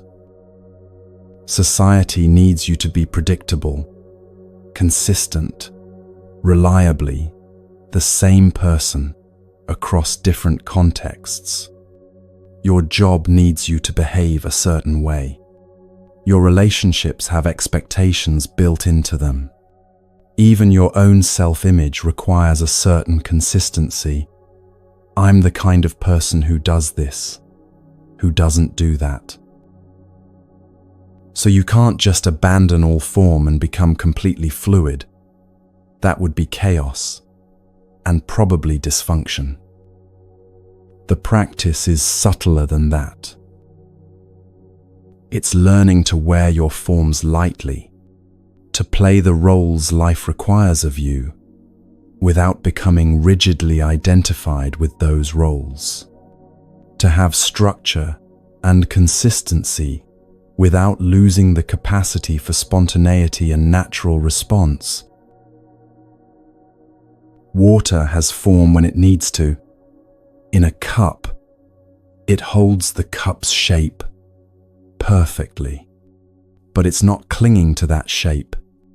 Pour it out and it flows freely again, ready to take whatever shape comes next. This is the balance. Form and formlessness, structure and spontaneity, knowing and not knowing, all held together in natural harmony. You know who you are, but you're not so fixed in that identity that you can't grow and change. You have values and principles, but you're not so rigid about them that you can't adapt to new understanding. You have plans and goals, but you're not so attached to them that you can't respond skillfully when circumstances shift. Be water, soft enough to yield, strong enough to persist, gentle enough to nourish, powerful enough to carve through stone over time, humble enough to always flow downward, yet essential enough that nothing can live without it. This is what the formless mind looks like in practice, not absence of mind, but mind that's free from the prison of fixed ideas, open to each moment as it actually is, rather than as you think it should be. The child still lives inside you. That capacity for spontaneous joy, for complete presence, for adaptation without self-consciousness, it didn't disappear. It just got buried under layers of conditioning and expectation and fixed ideas about who you're supposed to be. The practice is excavation, removing layers, not adding them. Becoming simpler, not more complex.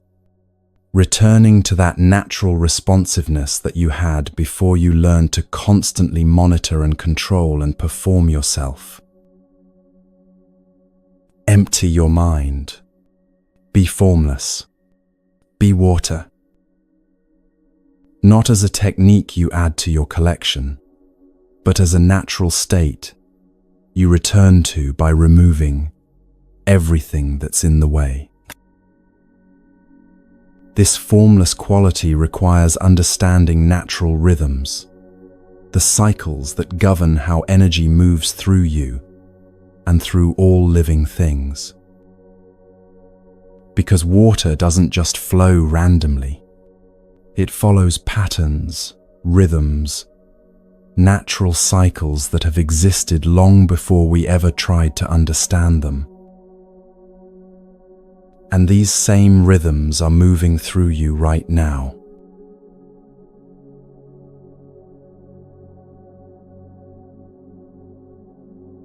After 6 years of extreme asceticism, the Buddha's body had become so weak he could barely sit upright. He'd pushed himself to the edge of death, believing that suffering would lead to awakening. He ate almost nothing. Some accounts say a single grain of rice per day. Others say he went weeks without food. He practiced breath retention until he passed out. He slept on beds of thorns. He did everything possible to transcend the body through sheer force of will. His 5 fellow ascetics admired his dedication. They watched him push harder than anyone, certain he would be the first among them to reach enlightenment through this severe path. But one day, as the Buddha sat by the river too weak to continue, he heard something. A music teacher was in a boat, passing by, instructing his student about tuning a stringed instrument. The teacher said, "If you tune the string too tight, it will break. If you tune it too loose, it will not play. The right sound comes from the middle way." In that moment, the Buddha understood something profound. He'd spent his youth in a palace surrounded by luxury, never wanting for anything, never facing difficulty or discomfort. That extreme hadn't led to awakening. It had left him restless and unsatisfied. So he'd swung to the opposite extreme, rejecting all comfort, denying all physical needs, trying to transcend the body through punishment and deprivation. And this hadn't led to awakening either. It had only left him too weak to practice effectively. Neither extreme was the path. The path was between them, maintaining the body well enough to support the practice, but not indulging in luxury that dulls awareness. Effort without forcing, discipline without rigidity. The middle way. Shortly after this realization, a village girl named Sujata approached with a bowl of rice milk, believing he was a tree spirit who had answered her prayers. The Buddha accepted it and drank. His 5 companions were horrified. They thought he'd given up, abandoned the path, proven himself weak. They left him in disgust. But the Buddha had finally found the sustainable approach that would carry him to awakening. Weeks later, nourished and with his strength returned, he sat beneath the Bodhi tree and didn't rise until he understood the nature of suffering completely. This teaching of the middle way isn't just about meditation or spiritual practice. It's about how you work with your energy in every aspect of daily life. Your energy isn't constant. It fluctuates based on countless conditions: how much you slept, what you ate, what season it is, what time of day, what emotional states you've been moving through, what demands life has placed on you recently. And yet, Most of us try to maintain the same pace, regardless of these conditions. We expect ourselves to be equally productive every day, equally present in every interaction, equally capable at all times. When our energy is naturally low, we judge ourselves for it. When our energy is naturally high, we squander it on things that don't matter. This is like tuning a string to the same tension whether you're playing gentle music or vigorous music. It doesn't work. The right tension depends on what's needed in this moment. Here's a universal moment most people have experienced. It's late afternoon, and you can feel your energy declining. Your body is sending clear signals. You're tired. Your focus is wandering. Your thinking has become slower and less clear. Everything in you is saying, time to rest, time to slow down, time to restore. But you push through anyway. You have deadlines, responsibilities, expectations to meet. You pour another coffee. You force yourself to concentrate. You keep working, even though it takes twice as long to accomplish half as much. In that moment, you're tuning the string too tight. You're demanding that your energy be something it's not, forcing productivity when your system needs recovery. And like a string tuned too tight, something will eventually break. Maybe your health, maybe your peace of mind, maybe your capacity to feel genuine enthusiasm for anything. Or here's the opposite extreme. It's morning, and you naturally have energy available.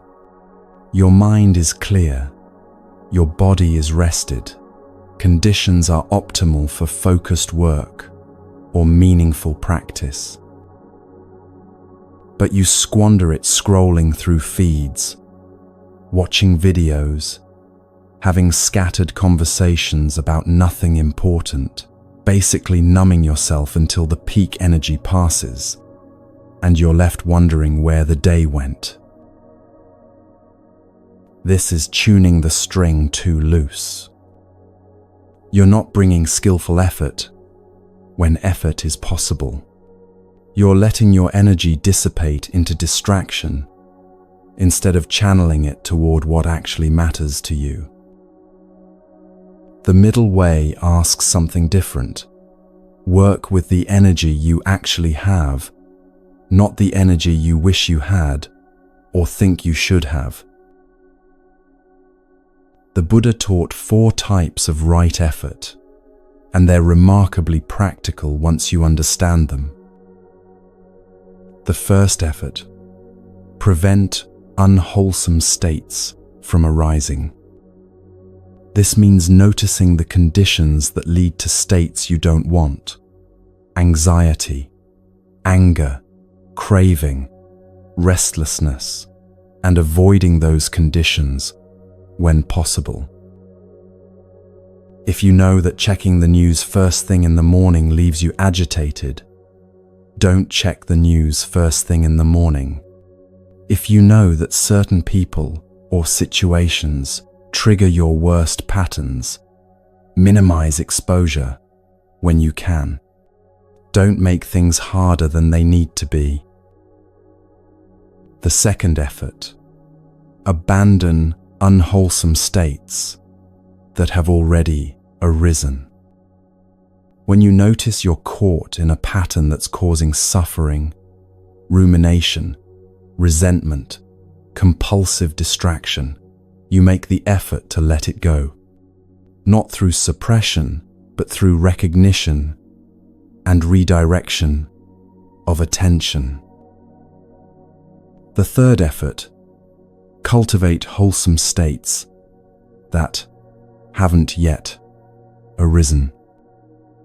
This means intentionally creating conditions for the mental states you want to develop: calm, clarity, compassion, concentration. You sit for meditation even when you don't feel like it, because you're cultivating the capacity for presence. You practice kindness even when it's not your immediate impulse, because you're developing that quality in yourself. The fourth effort: maintain wholesome states that have already arisen.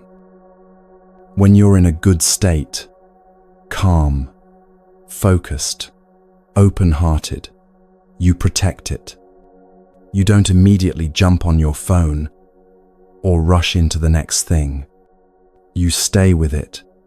You let it deepen. You allow it to stabilize.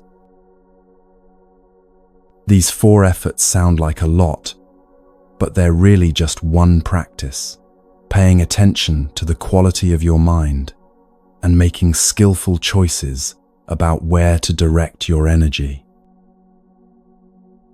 And here's what's crucial: the amount of effort that's skillful changes based on your current state. When your energy is high, more effort is appropriate. You can take on challenging tasks. You can push into difficult territory.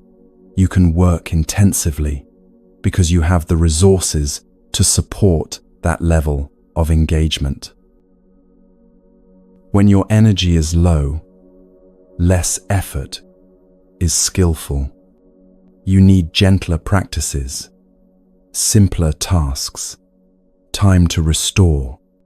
Forcing the same intensity as when you're at full capacity isn't discipline. It's just creating conditions for depletion and burnout. The middle way means recognizing where you actually are and responding appropriately. Think about the natural world for a moment. Trees don't produce fruit year-round at the same intensity. They have seasons of vigorous growth and seasons of dormancy. Animals don't hunt or forage with the same intensity every day.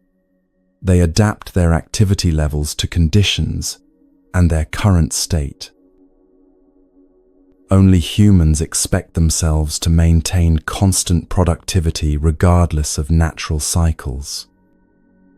And we wonder why we're exhausted. So here's the practical application. Start observing your natural energy rhythms. When during the day do you feel most alert and capable?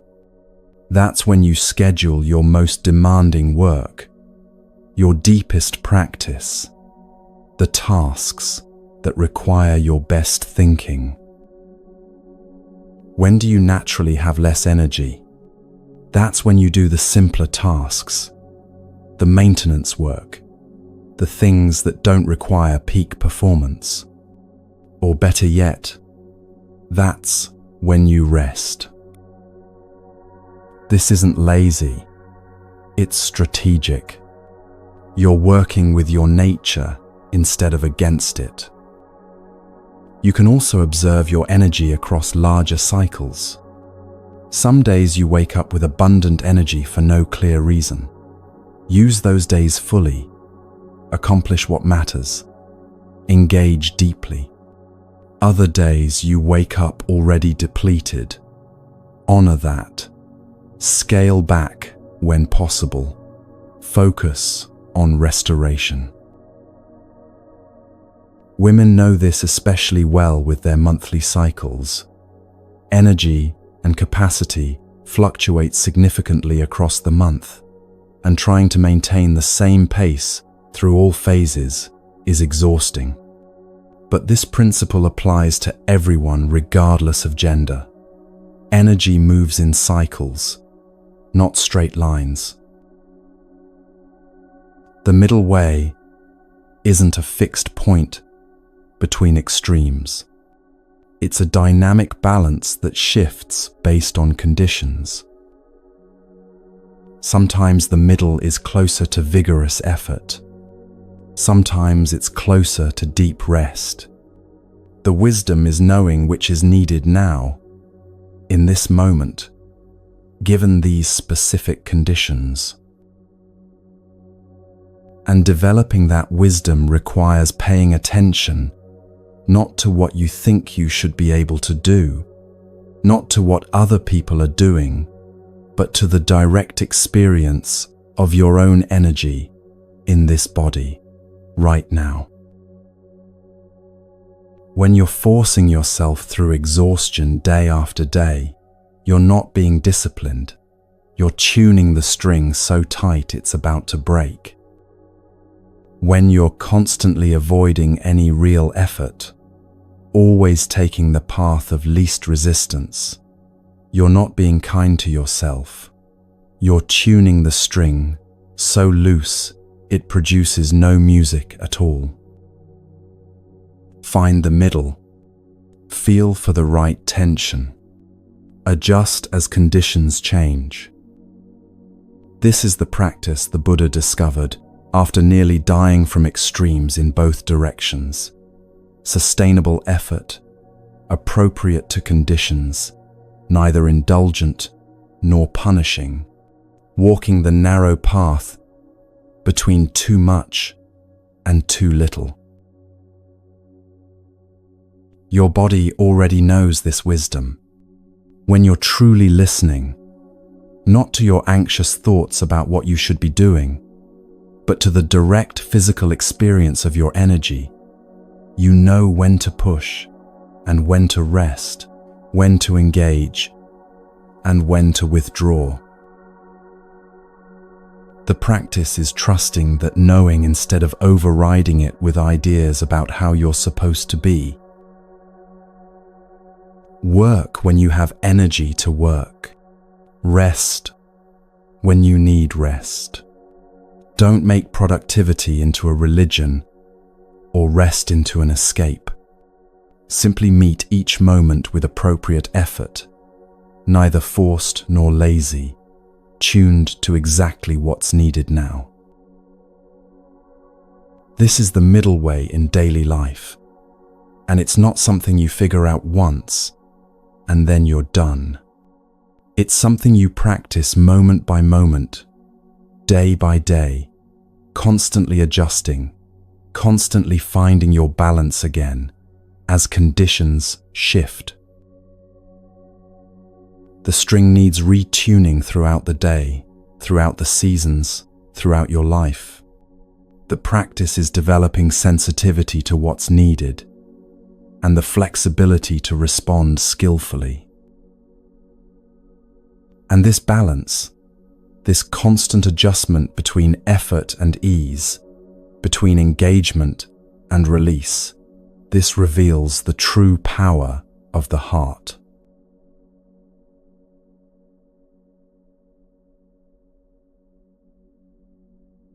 There's a practice in Buddhism that sounds almost too simple to be powerful. It's called metta bhavana, the cultivation of loving kindness. And before you dismiss this as something soft or sentimental, understand, the Buddha taught this practice to monks who were living alone in a forest and being terrorized by fear. He taught it as medicine for the most difficult states of mind. He taught it as a practice that could fundamentally transform not just how you feel, but how you move through the world and what you're capable of creating. Let's start with what loving kindness actually means in Buddhist context. It's not warm, fuzzy feelings, though those might arise. It's not pretending to like everyone. It's the intentional cultivation of goodwill, the genuine wish for beings to be well, to be at peace, to be free from suffering, including yourself. Especially yourself, because you can't offer to others what you don't have inside you. Here's how the practice works, and you can begin this right now, even as you're listening. Start with yourself. Bring yourself to mind, not the version of yourself you wish you were, but the actual human being you are right now, complete with all your struggles and limitations. And then offer these phrases silently, directing them toward yourself. May I be safe. May I be peaceful. May I be healthy. May I live with ease. Simple words, but don't rush through them. Let each phrase land. Feel what it would be like if these wishes were fulfilled. Not as fantasy, but as genuine intention. You truly wish for your own safety, your own peace, your own well-being. This might feel awkward at first, even selfish. Many of us have been trained that caring about our own well-being is somehow wrong. But the Buddha taught differently. In the Metta Sutta, he said that just as a mother protects her only child with her life, so should we cultivate boundless love toward all beings. And this begins with ourselves. You cannot give water from an empty well. Once you've established this feeling of goodwill toward yourself, you expand it outward. Think of someone you care about, someone whose happiness naturally brings you joy. Hold them in your awareness and offer the same phrases. May you be safe. May you be peaceful. May you be healthy. May you live with ease. Then expand to someone neutral, someone you encountered recently but don't have strong feelings about. The person at the checkout counter, someone you passed on the street. May you be safe. May you be peaceful. May you be healthy. May you live with ease. And then, this is where the practice becomes truly transformative. You include someone difficult, someone who's harmed you, annoyed you, someone you're in conflict with. Not because they deserve it, or because what they did was okay, but because hatred doesn't actually hurt them. It only poisons your own heart. May you be safe. May you be peaceful. May you be healthy. May you live with ease. Finally, you expand to include all beings everywhere, known and unknown, near and far. May all beings be safe. May all beings be peaceful. May all beings be healthy. May all beings live with ease. This is the practice. 5 minutes, 10 minutes, however long feels right. And you can return to it throughout your day whenever you notice your heart closing, your mind turning bitter, your energy contracting into resentment or fear. But here's what makes this practice profound. It's based on one of the deepest teachings in Buddhism, the understanding that your mind creates your experience of reality. In the Dhammapada, the very first verses teach, we are what we think. All that we are arises with our thoughts. With our thoughts we make the world. This is not New Age thinking where you just visualize what you want and it magically appears. That's a misunderstanding of how reality works. This is the Buddhist teaching of dependent origination. The understanding that everything arises from causes and conditions, and your mental states are some of those causes. Think about how this actually works in your life. You wake up in gratitude. That mental state influences how you interact with your family at breakfast. More patience, more warmth, more presence. Those interactions create a certain quality of connection. You carry that feeling into your day, which influences how you treat everyone you encounter. Those interactions create responses in others, opening possibilities that wouldn't have existed if you'd been closed off. Or the opposite. You wake up in resentment. That colors everything you perceive throughout the day. You interpret neutral actions as slights. You respond defensively when no attack was intended. You close off when connection is offered.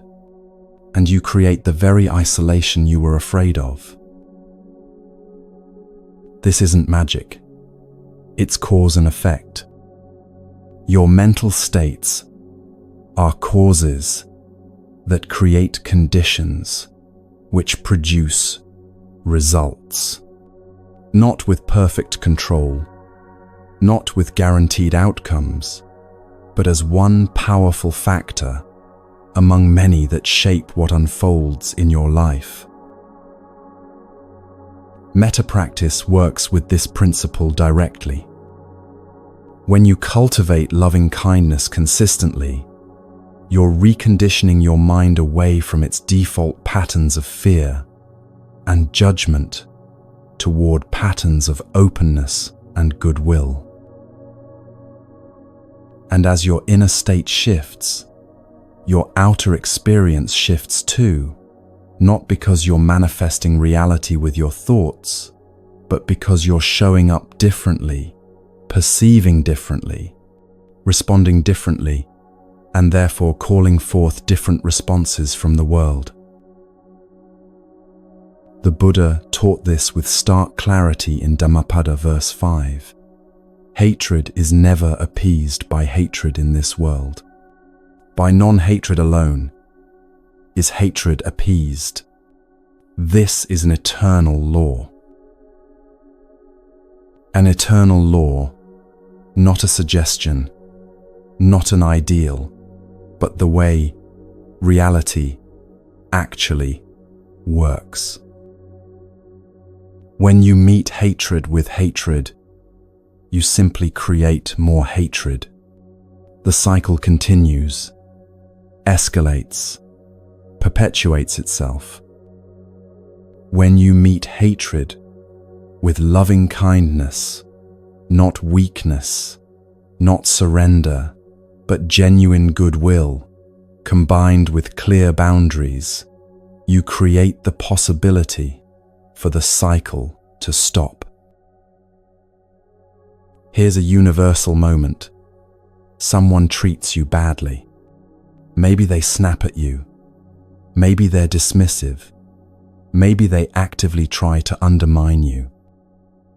Your immediate impulse is to defend yourself, to strike back, to make them feel what they made you feel.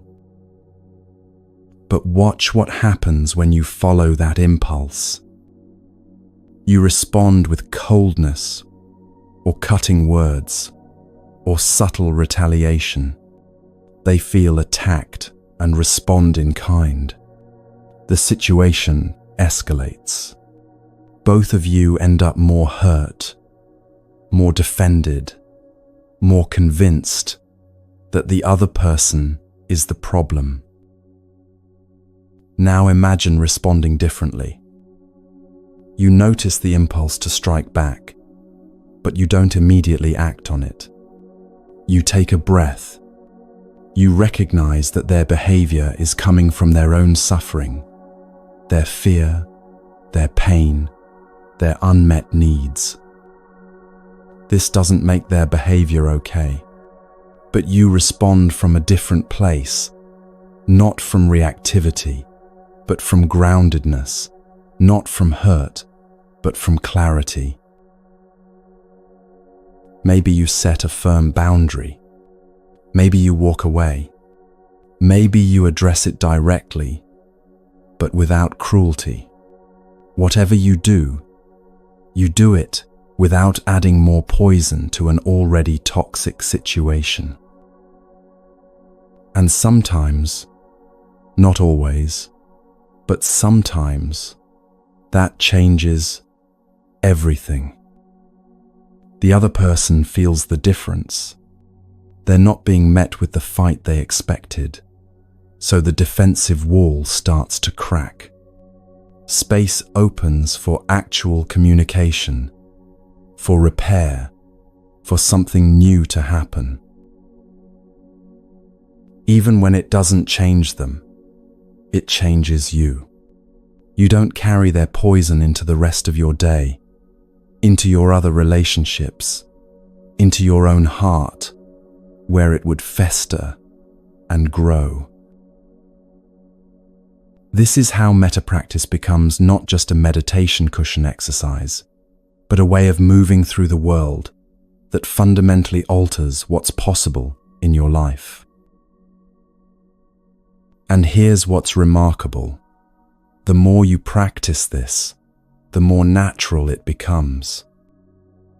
At first, offering loving kindness to difficult people feels forced, maybe even impossible. But like any practice, it strengthens with repetition. The neural pathways associated with goodwill get reinforced. The habit of meeting life with openness rather than defensiveness becomes more established. What started as deliberate practice becomes your default way of being. This doesn't make you naive or weak. If anything, it makes you stronger, because you're no longer being tossed around by every slight, every conflict, every moment of disharmony. You're grounded in something deeper than immediate reactivity, grounded in the understanding that all beings struggle, all beings suffer, all beings are just trying to find peace in the only ways they know how.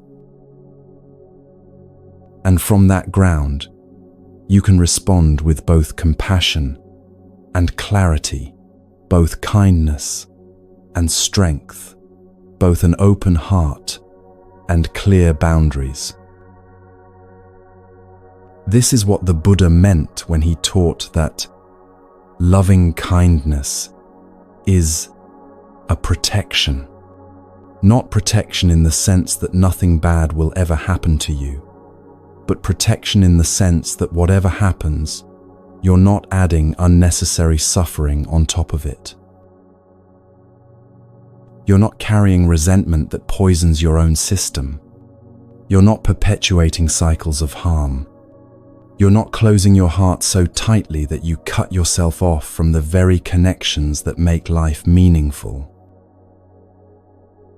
You remain open, remain warm, remain engaged with life, even when life is difficult, even when people disappoint you, even when things don't go the way you hoped. So the practice invitation is simple. Cultivate loving kindness systematically, starting right now. Practice it daily for even 5 minutes. Watch what shifts in your inner experience, in your relationships, in the quality of your days. Notice when your heart is closed and consciously soften it with these phrases. Notice when you're about to respond reactively and pause long enough to find a response that comes from goodwill instead of defensiveness. This is practical work, not abstract philosophy. It's training your heart the same way you'd train your body, through consistent, patient practice that gradually builds capacity. And as your capacity for loving kindness grows, something else grows too. The understanding that you're not actually separate from all the beings you're wishing well. The same struggles you face, they face.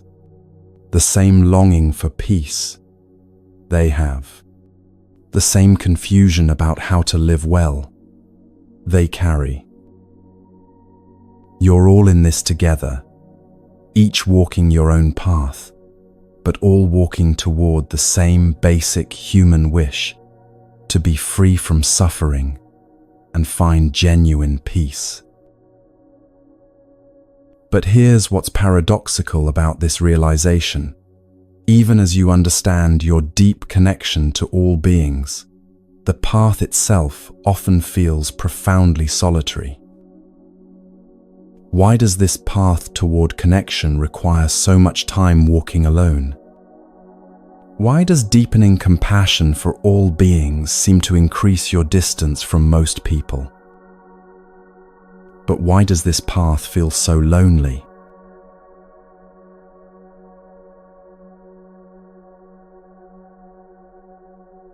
You've been walking with these teachings for hours now. You've learned practices, explored paradoxes, sat with difficult truths. And by now, you might be starting to feel something that every serious practitioner eventually encounters. A growing sense of separation between the path you're walking and the world most people inhabit.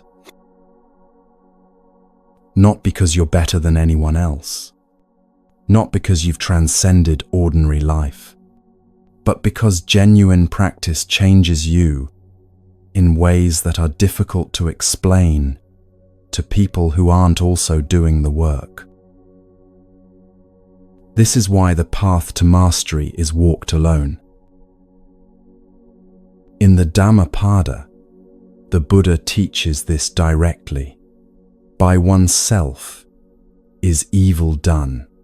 By oneself is one defiled. By oneself is evil left undone. By oneself is one purified. Purity and impurity depend on oneself. No one can purify another. Read that last line again. No one can purify another. This isn't about religious purity or moral superiority. It's about the fundamental nature of inner transformation. It can only happen from the inside, by the person who's doing the transforming. A teacher can show you the path. A community can support and encourage you. Books and teachings can illuminate the way. But the actual work of seeing clearly, of releasing old patterns, of cultivating new capacities, that work can only be done by you, in the privacy of your own experience, in moments when no one else is watching. Let's look at what this actually means in practice. The Buddha taught 3 trainings that form the foundation of the path: ethics, concentration, and wisdom. Ethics, or sila in Pali, is how you conduct yourself in the world, how you speak, how you act, how you treat other beings, how you handle your responsibilities. People can observe your ethical behavior from the outside. They can see if you're honest, if you're kind, if you keep your word. But the inner work of developing ethical sensitivity, the capacity to feel when you're about to cause harm, the wisdom to know what's truly beneficial, that develops in the solitary space of your own conscience. No one else can do that work for you. Concentration, samadhi, is the ability to focus your attention steadily on a chosen object without getting lost in distraction. A teacher can give you instructions for meditation. They can describe what concentration feels like, offer techniques for working with a wandering mind. But the actual practice of sitting down day after day, returning your attention to the breath over and over, building that capacity gradually through repetition, that's solitary work. Even if you're in a meditation hall with 100 other people, when you're on that cushion, you're alone with your mind. No one can concentrate for you. No one can steady your attention when it wanders. That's your work, and only yours. Wisdom, panna, is direct insight into the nature of reality, understanding impermanence, not as an idea, but as a felt truth, seeing how suffering arises from clinging, recognizing the absence of a fixed, permanent self. Teachers can point you toward these insights. Texts can describe them beautifully, but genuine wisdom only arises through your own direct seeing, your own intimate encounter with how things actually are. No one can be wise for you. This is why the Buddha taught the Eightfold Path as a personal practice, not a group activity. Right view, right intention, right speech, right action, right livelihood, right effort, right mindfulness, right concentration. Each of these is something you develop in your own experience, through your own choices, in your own life. A community can remind you of these practices. A teacher can help you understand them more deeply. But the Sangha, the community of practitioners, they're walking alongside you, not walking for you.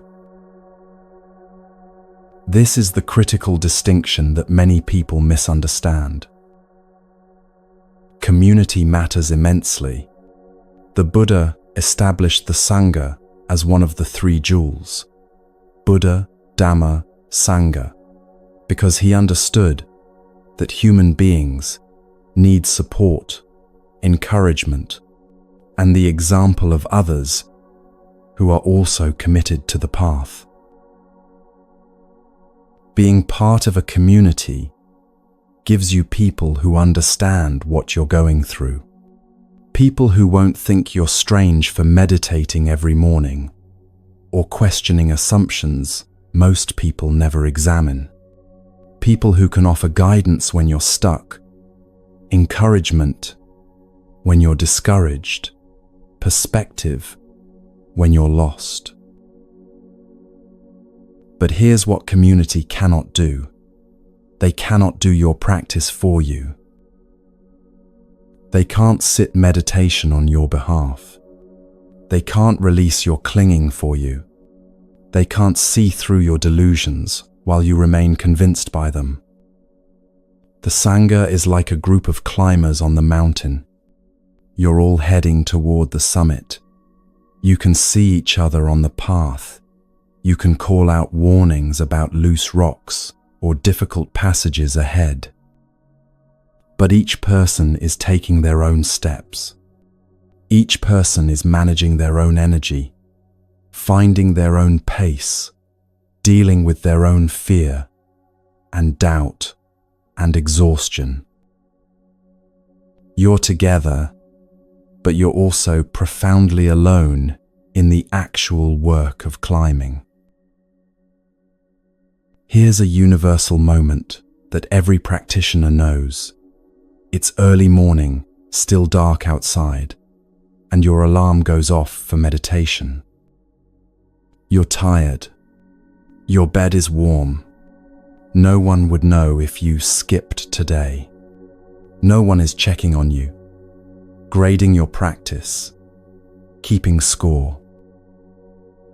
In that moment, the choice is entirely yours. You can roll over and go back to sleep, or you can get up and practice. No one else can make that choice for you. No one else even knows the choice is being made. This is the solitary nature of the path, not the dramatic moments, not the big decisions that everyone sees, but the small, quiet choices made in moments when you're alone with yourself and no one else is watching. Or this moment, you're in conversation with someone and they say something that triggers anger in you. You feel that familiar heat rising, the urge to say something cutting in response. In that split second, between stimulus and response, you're alone. The mindfulness you've been cultivating is either present or it isn't. The capacity for restraint you've been developing is either accessible or it isn't. The wisdom to recognize a destructive pattern before you follow it. Either you've built that capacity or you haven't. No one can jump in and be mindful for you in that moment. No one can access your restraint or apply your wisdom. This is your moment, your choice, your path, unfolding in real time. Or this, you're facing a difficult decision, maybe about work, maybe about a relationship, maybe about how to respond to a challenging situation. You can ask for advice, and that's valuable. You can consult with wise friends, read relevant teachings, consider different perspectives. But ultimately, you're the one who has to sit with the uncertainty. You're the one who has to feel into what's right for you in this situation, with these specific conditions, given who you are and what you know about yourself. No one else has your exact circumstances, your exact history, your exact capacity in this moment. The decision is yours alone. This is what it means to walk the path alone, not that you're isolated or unsupported, but that the actual work of transformation happens in the intimate, private space of your own experience. The choices you make when no one's watching, the practice you do in the early morning or late evening when no one knows whether you showed up or not, the internal shifts that happen so gradually you barely notice them yourself, let alone anyone else. This is where the real work happens. And this is why, as you go deeper into practice, you might feel increasingly separate from people who aren't also walking this path. They can't see what you're working with internally. They don't understand why you'd get up early to sit still and watch your breath. They think you're being difficult when you're actually being discerning. They wonder why you've changed when you're finally becoming more yourself. It's not that you're better than them. It's that your reference points have shifted. Things that used to seem important now seem trivial. Conversations that used to engage you now feel superficial. The way you used to spend your time now feels like a waste of the precious hours you have left in this life. This creates a kind of loneliness that's hard to explain to someone who hasn't experienced it. You're not unhappy, but you're also not fitting in the way you used to. You're not isolated, but you're spending more time alone because that's where your practice deepens. You're not superior, but you're also not willing to pretend you don't see what you now see clearly.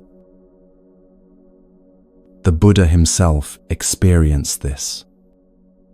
After his awakening, he initially hesitated to teach because he thought the truth he'd discovered was too subtle, too profound for most people to understand.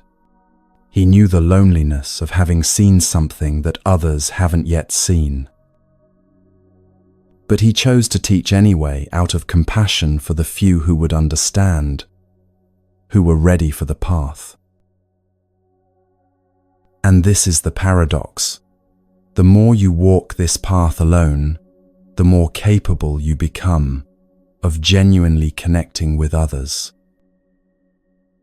Because you're no longer seeking connection to fill a void or escape yourself. You're no longer performing or pretending. You're just present, available, meeting people exactly as they are without needing them to be anything other than what they are. The solitude makes you more human, not less. The aloneness doesn't close your heart. It opens it because you're no longer protecting yourself so desperately from your own inner experience. You've learned to be with yourself, with your fear, your anger, your sadness, your joy, all of it. And that capacity to be with yourself translates into capacity to be with others in their full humanity. So yes, the path is walked alone, but it's walked alone in order to develop something that serves everyone you encounter: presence, clarity, compassion, wisdom, the ability to meet life as it actually is, rather than as you wish it were. Every hour of solitary practice, every moment of working with your own mind when no one's watching, every choice to show up for yourself when it would be easier not to, all of this builds capacity that extends far beyond you. You become a different kind of presence in the world. Not perfect, not enlightened in some ultimate sense, but more awake, more available, more capable of responding skillfully to whatever arises. And that's what the world needs. Not more people with the right opinions or the right beliefs, but people who've done the hard work of actually transforming their relationship to their own minds. People who can stay present in difficulty. People who can meet aggression without becoming aggressive. People who can hold space for others' struggles because they've learned to hold space for their own. This is why the path is worth walking, even though it's walked alone. So how do we bring all of this into daily life?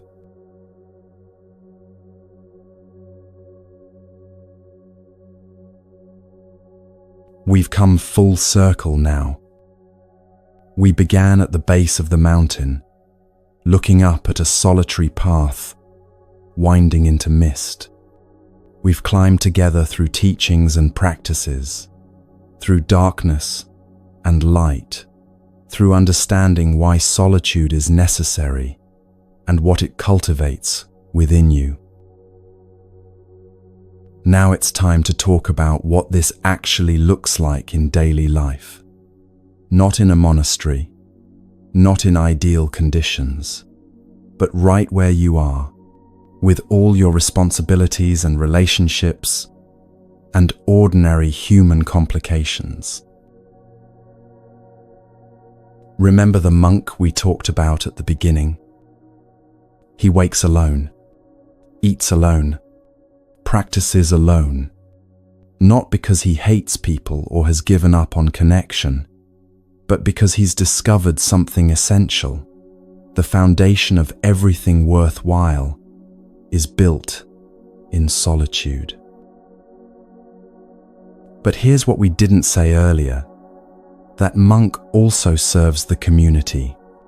He teaches when teaching is needed. He offers support when support is requested. He participates in ceremonies, maintains the temple grounds, engages with the world around him. His solitude isn't escape, it's preparation. The hours spent alone in practice create the capacity to be genuinely present when he's with others. The discipline of working with his own mind makes him useful to people struggling with theirs. The peace he cultivates in meditation becomes the peace he brings into every interaction. This is the model for your life, even if you'll never be a monk. You don't need to live in a temple or meditate for hours every day. You need to find the pockets of solitude within your regular life and use them intentionally for practice rather than distraction. In the Dhammapada, the Buddha teaches, through effort, vigilance, restraint, and self-control, the wise make islands of themselves that no flood can overwhelm. Make islands of themselves. Not isolated fortresses cut off from life, but stable ground that remains steady even when everything around you is changing, challenging, threatening to pull you off center. This is what your practice creates, an inner stability that doesn't depend on external conditions being just right. So what does this look like practically? It looks like the morning practice we talked about hours ago. Those moments when you choose presence over distraction, breath over scrolling, awareness over autopilot. But it's also the small moments throughout your day when you return to yourself. You're in a difficult meeting, and instead of getting swept up in reactivity, you take one conscious breath. That's the practice. You're washing dishes, and instead of mentally being anywhere else, you feel the warm water, smell the soap, notice the simple act of cleaning. That's the practice. You're walking to your car or standing in line, and instead of immediately reaching for your phone, you just stand there, present with yourself for 30 seconds. That's the practice. These aren't dramatic moments. No one notices when you make these choices. There's no external reward, no recognition, no proof that it matters. But this is where transformation actually happens, in the accumulated weight of small choices made consistently over time. The Buddhist path talks about two essential practices that work together, samatha and vipassana. Samatha is calm, tranquility, the ability to steady your mind and rest in peace. Vipassana is insight, clear seeing, the capacity to understand reality directly rather than through the filter of your concepts and stories. Together, they create what you might call the peaceful warrior, someone who's both grounded in peace and clear in understanding.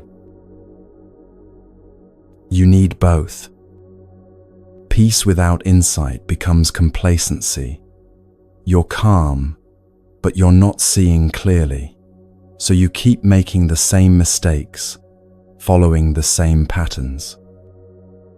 Insight without peace becomes agitation. You see everything clearly, but you don't have the steadiness to respond skillfully, so your understanding doesn't translate into wise action. But when you cultivate both, when you're both peaceful and perceptive, you become someone who can navigate life's difficulties without losing your center. Someone who sees clearly what needs to be done and has the inner stability to do it. Someone who can meet chaos without becoming chaotic, meet fear without becoming fearful, meet aggression without becoming aggressive. This is what your solitary practice is building. Every time you sit in meditation, you're training samatha, the ability to return your attention, to steady your mind, to find calm even when conditions are turbulent. Every time you observe your experience clearly, noticing how craving arises, how aversion manifests, how everything is constantly changing, you're developing vipassana. And this training doesn't stay on the meditation cushion. It ripples out into everything. Think about how you've invested your life energy up until now. Not your time. Time passes, whether you use it well or not.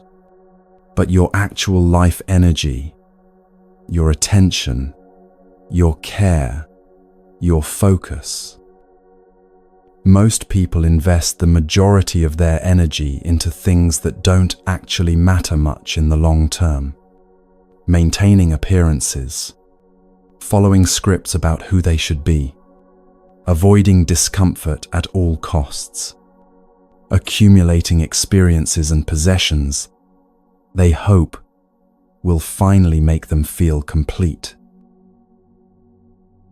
Not because they're foolish, but because no one ever showed them there's another way to invest that energy. The path we've been exploring offers a different investment strategy. Put your energy into understanding yourself, transforming your mind, developing the capacities that create genuine peace rather than temporary comfort. This investment pays different dividends than worldly success.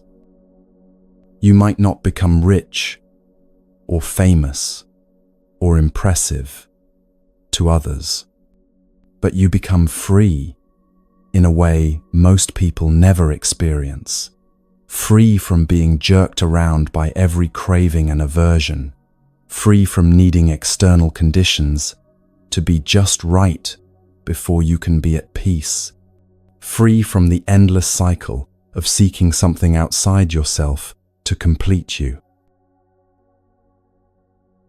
And here's what's remarkable. This freedom you develop through solitary practice doesn't stay private.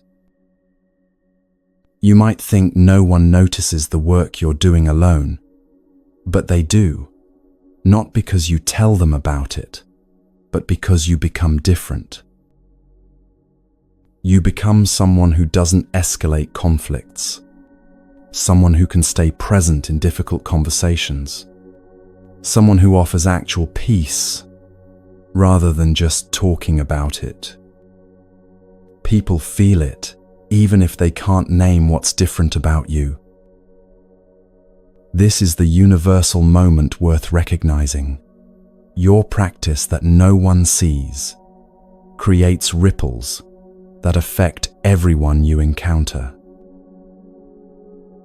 The patience you cultivate in meditation becomes patience with your children when they're testing your limits. The equanimity you develop through watching thoughts arise and pass becomes the ability to stay calm when someone's attacking you unfairly. The compassion you practice directing toward yourself becomes genuine warmth you can offer others who are struggling. None of this is visible to others while it's happening. The hours you spend alone working with your mind, training your attention, developing these capacities, that all happens in private. But the results show up everywhere. You become a different kind of parent, partner, friend, colleague, stranger in line at the grocery store, not because you're trying to be impressive, but because you've fundamentally shifted your relationship to your own experience. This is what justifies the investment of life energy in practice. Not that you'll achieve some special state or become enlightened in some dramatic way, but that you'll gradually become more capable of living with wisdom, compassion, and presence. More capable of meeting difficulty without being destroyed by it. More capable of loving without grasping. More capable of contributing something genuine to the world instead of just adding more noise and confusion. So the practice of solitude in daily life isn't about withdrawing from the world.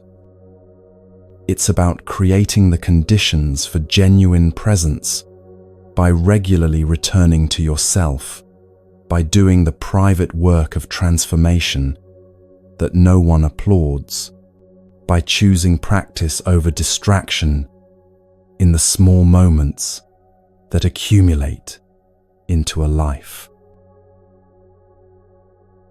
It's about being like that monk, waking alone, practicing alone, working with your own mind in the privacy of your own experience, not as escape, but as the foundation for everything else. The solitude is the training ground. Daily life is where you express what you've learned. And the beautiful thing is, you don't need to wait until you're perfect to begin. You don't need to master every teaching or resolve every difficulty before your practice starts benefiting others. Right now, today, the work you do with your own mind matters. The breath you take consciously instead of automatically, that matters. The moment you choose to respond skillfully instead of reactively, that matters. The time you spend sitting in meditation, even though you'd rather be doing something easier, that matters. Not because someone's keeping score or because you'll get a reward, but because this is how transformation actually happens, through the accumulated weight of choices made again and again in solitude, when no one's watching, because you've decided this matters more than comfort or approval or fitting in. You're making an island of yourself, stable ground that remains steady even when everything around you is flooding, not cut off from life, but steady within it, not superior to others, but reliable in yourself. This is the path you've been walking these past hours. This is the mountain you've been climbing. And the work continues, not someday when conditions are perfect, but right now, in whatever circumstances you find yourself, with whatever capacity you have available today. As we come to the end of this journey together,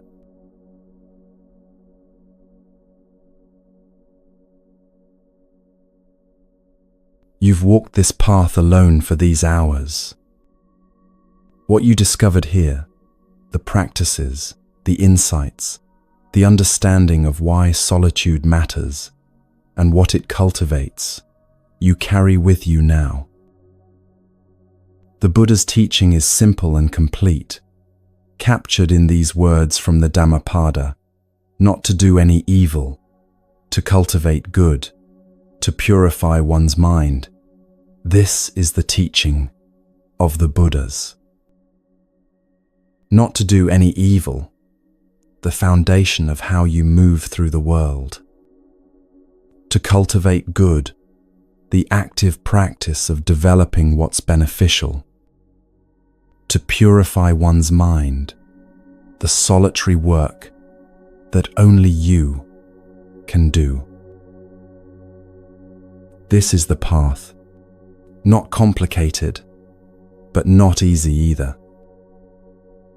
The old patterns are ending, new understanding is beginning, within you, and therefore in how you meet everything that comes. Whether you've been listening while working, resting, walking, or lying still, you've been present for something essential. Thank you for sharing this moment of peace across whatever distance separates us.